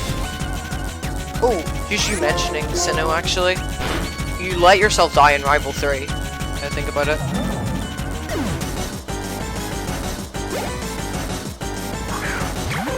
So here's the reason. This sock has Sturdy, so we use Brick so it doesn't activate said Sturdy. Rock Smash. Oh yes, Rock Smash, sorry. And that doesn't activate Sturdy. Previously, in the old route, you just used to have to spam Flamethrower, and if you were lucky, you'd get a burn and bypass Sturdy. Well, the chances of that happening were so slim. Otherwise, you just have to go back and forth until Marshall ran out of heals.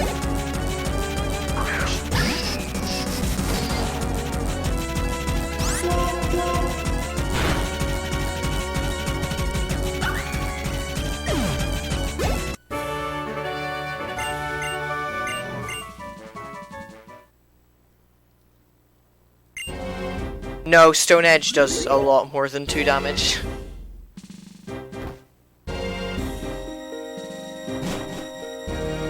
Damn it, you're right, Worster. Why don't I just burn? RNG manip right from the start for 1 burn.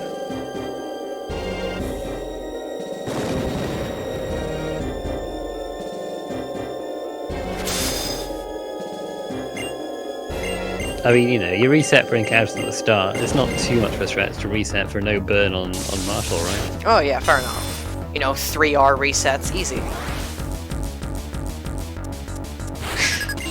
Amiibo, don't be mean. Cursed body, please. Oh, gosh darn it, Amiibo. Someone unmod this man.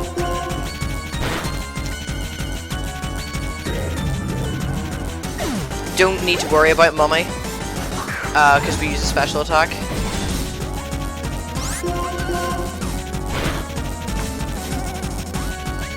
Gen 5 uses mic sampling as part of it, yeah.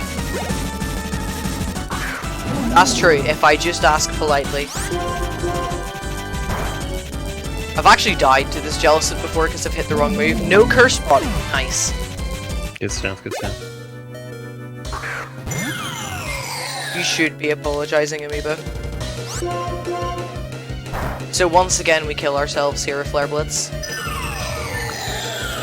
Used to use Bulldoze on this fight, but you can just be in plays and KO the Chandelure, so don't need to do that anymore.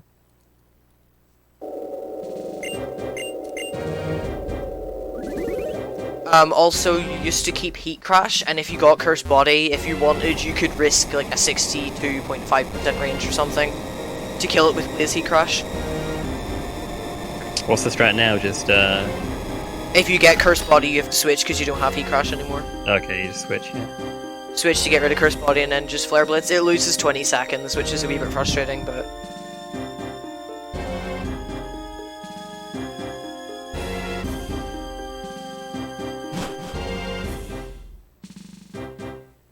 So right now this run is sitting at a 3:23:02. I think I can push it lower. Because I lost quite a bit of time on my final 2 splits.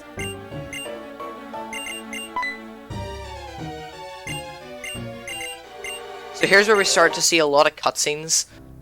At the very, very end of the game there are quite a few. Although this is probably the coolest. It's also followed by a godly theme.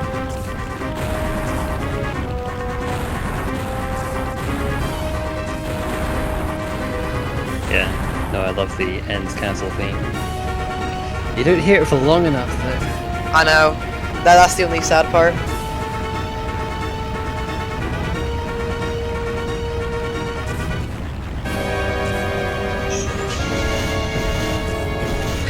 Shiny Reshiram percent. It's shiny locked. Otherwise I'd chain manip the burn into shiny Reshiram Kappa.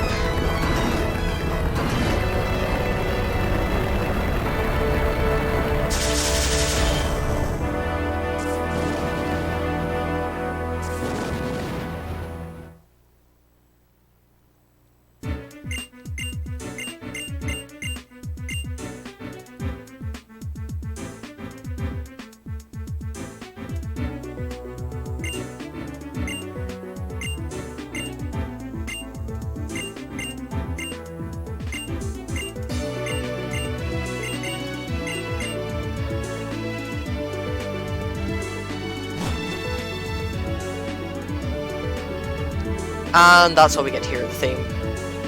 Bam, gone.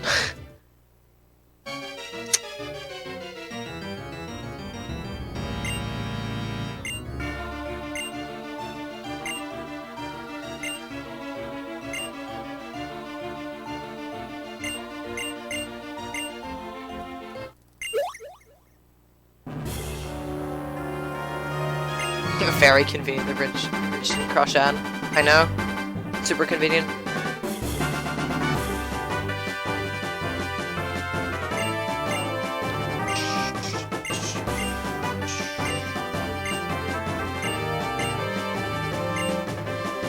I think you're actually the oldest in this game, like as a protagonist, than in any other, because you're actually 15 in this game. See, I see all these things that, like, you know, I see on Bulbapedia and stuff, they have ages, but I don't know where these ages actually come from. No. I get, like, the Gen 1 and 2 ones, because they're in the manuals, I'm pretty sure. Okay. But I don't know where they're pulling 16 from. Like, 15, 16 for these guys.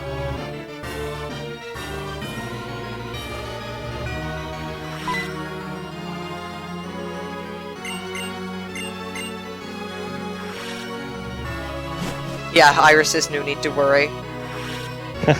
There's Dawn's catchphrase, Dan.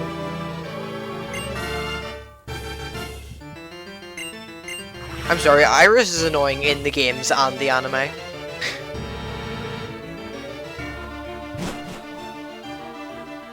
Oh, it's either 15 or 16, I'm not entirely sure. So you enter, well, you're supposed to, you go on the left-hand side here, because Gets's moves really, really slowly, and he moves over to the left after he's done talking anyway. Oh, in the manga, okay. Yeah, makes sense.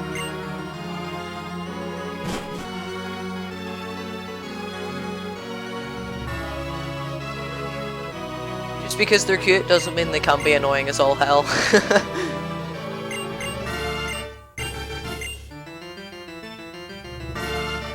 Belief Riders.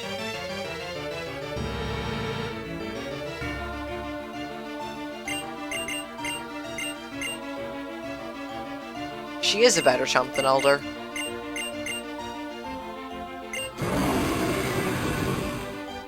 So here's yet another really cool cutscene.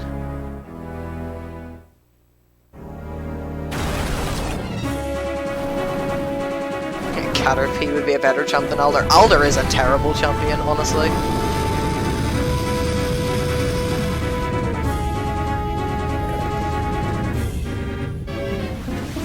Cynthia and Iris are the two best champions in my opinion.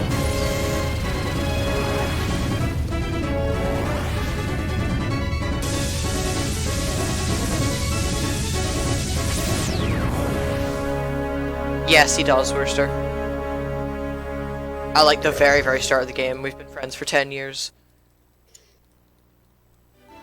I guess 14 would make sense, because at like 4 or 5 they'd be allowed to go out. You can be friends at 3, you can be friends at 3, I would say. Potentially.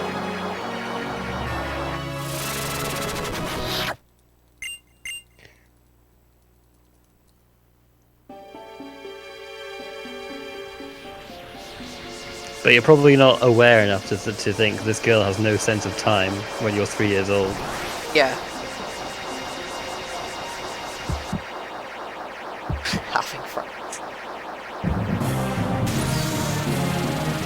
Exactly, but that's all you need.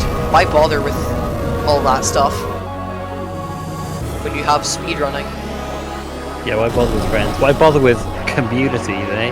Why bother with a PSR community? Why are you all here? Why bother with anything? We're all alone in this world. There is the superior legendary. And it's now and only now, because it's the only time that it's relevant, that I will explain why I use black over white. And it's literally only because you get Reshiram and it saves 1 turn. Because as I'm sure you can tell, whatever legendary you get, N gets the opposite.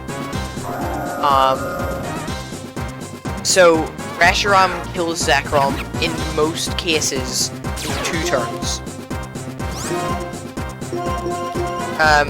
Zekrom kills Reshiram in 3 turns. So it saves 1 turn.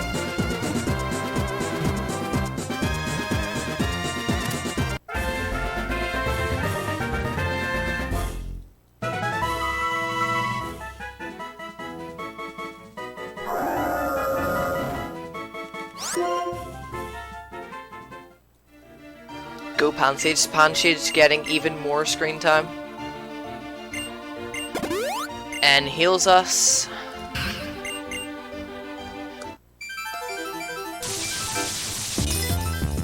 The penultimate battle.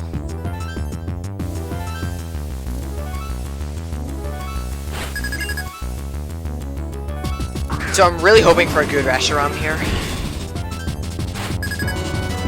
Yeah, I didn't manip the YOLO ball either. Damn.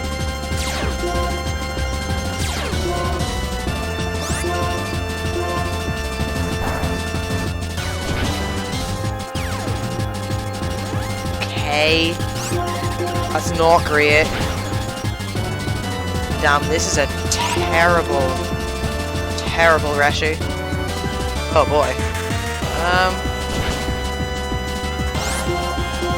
Oh yeah, that's pretty weak.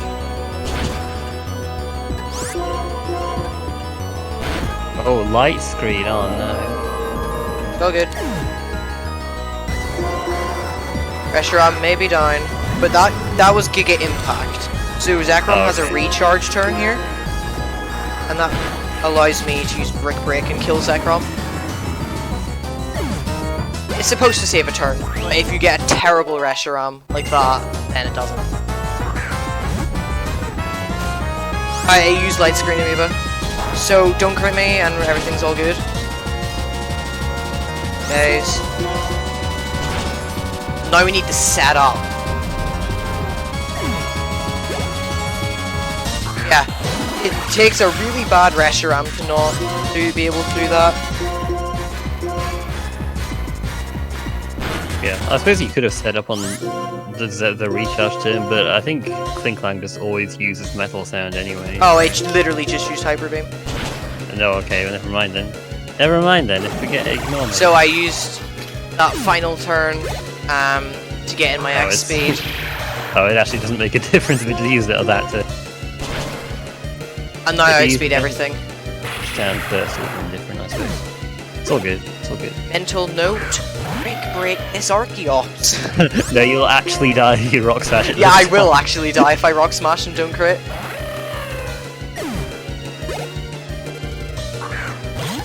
Runner is from Northern Ireland.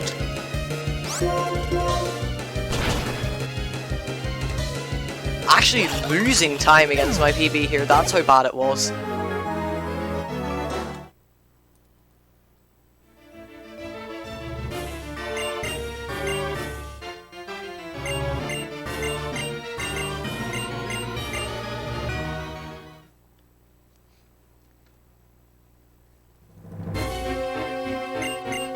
So now Getsus is going to come in and just completely trash talk N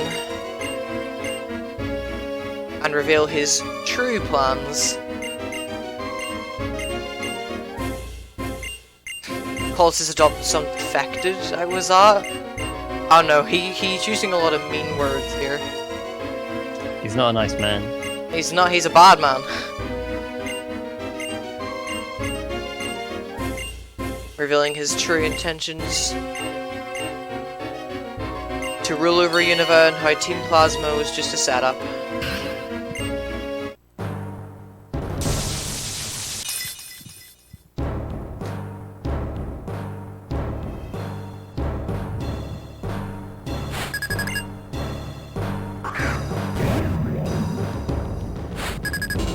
Getsus slash Dennis slash whatever.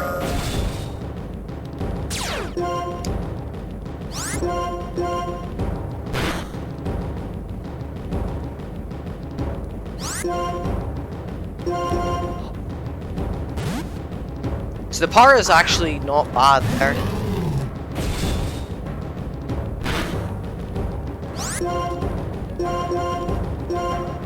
So we're gonna set up Toxic, that sucks.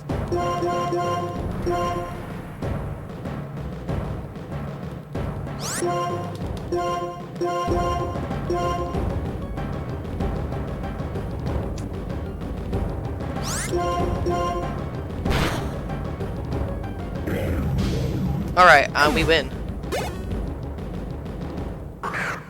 It's just one-shotting everything now. Yeah, this theme is really terrible.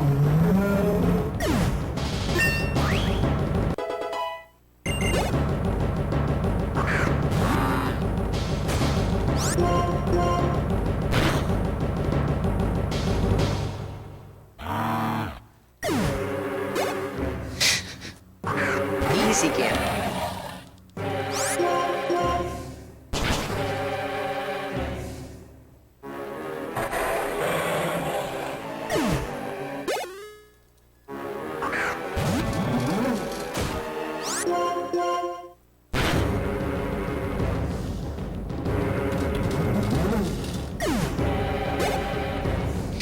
Dennis seems to be the most popular one. Yeah.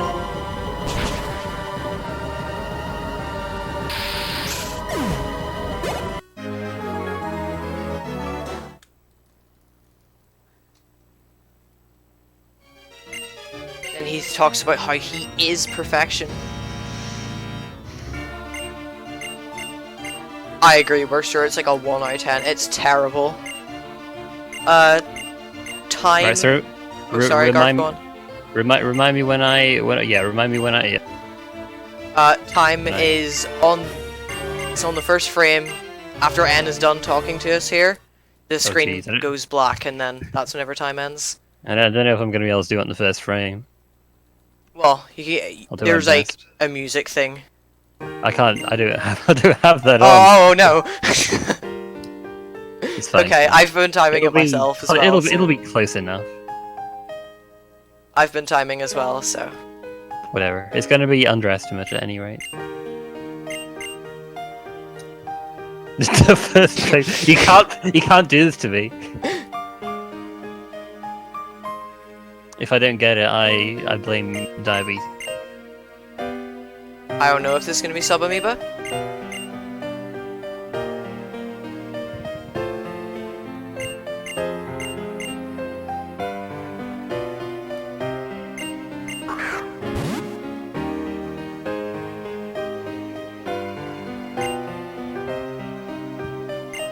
And there we go. I'll wait for it to come up on my screen.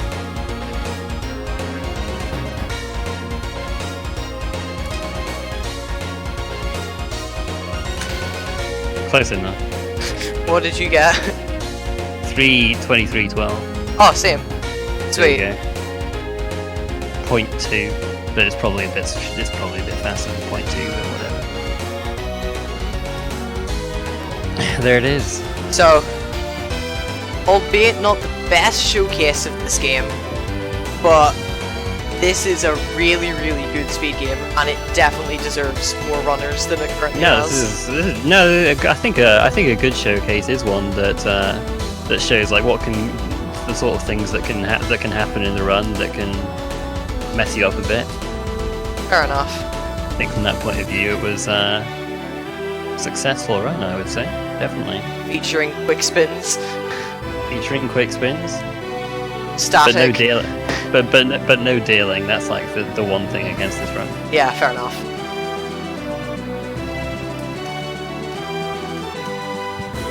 Should have hit Jelson's spin. Yeah, should have actually YOLO'd and not should have away just the trader with me.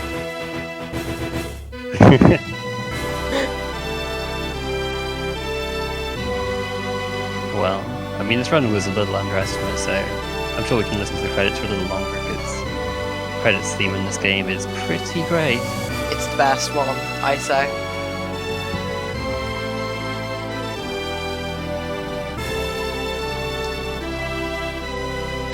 Thanks, Dad. Yeah, no, this is good. This is very good. So yeah, I hope everyone enjoyed Pokemon Black. Yep. Going back to Gen 6 next with Pokemon. I'm not sure if he's running X or Y, but one of those by Pulse Effects coming up next.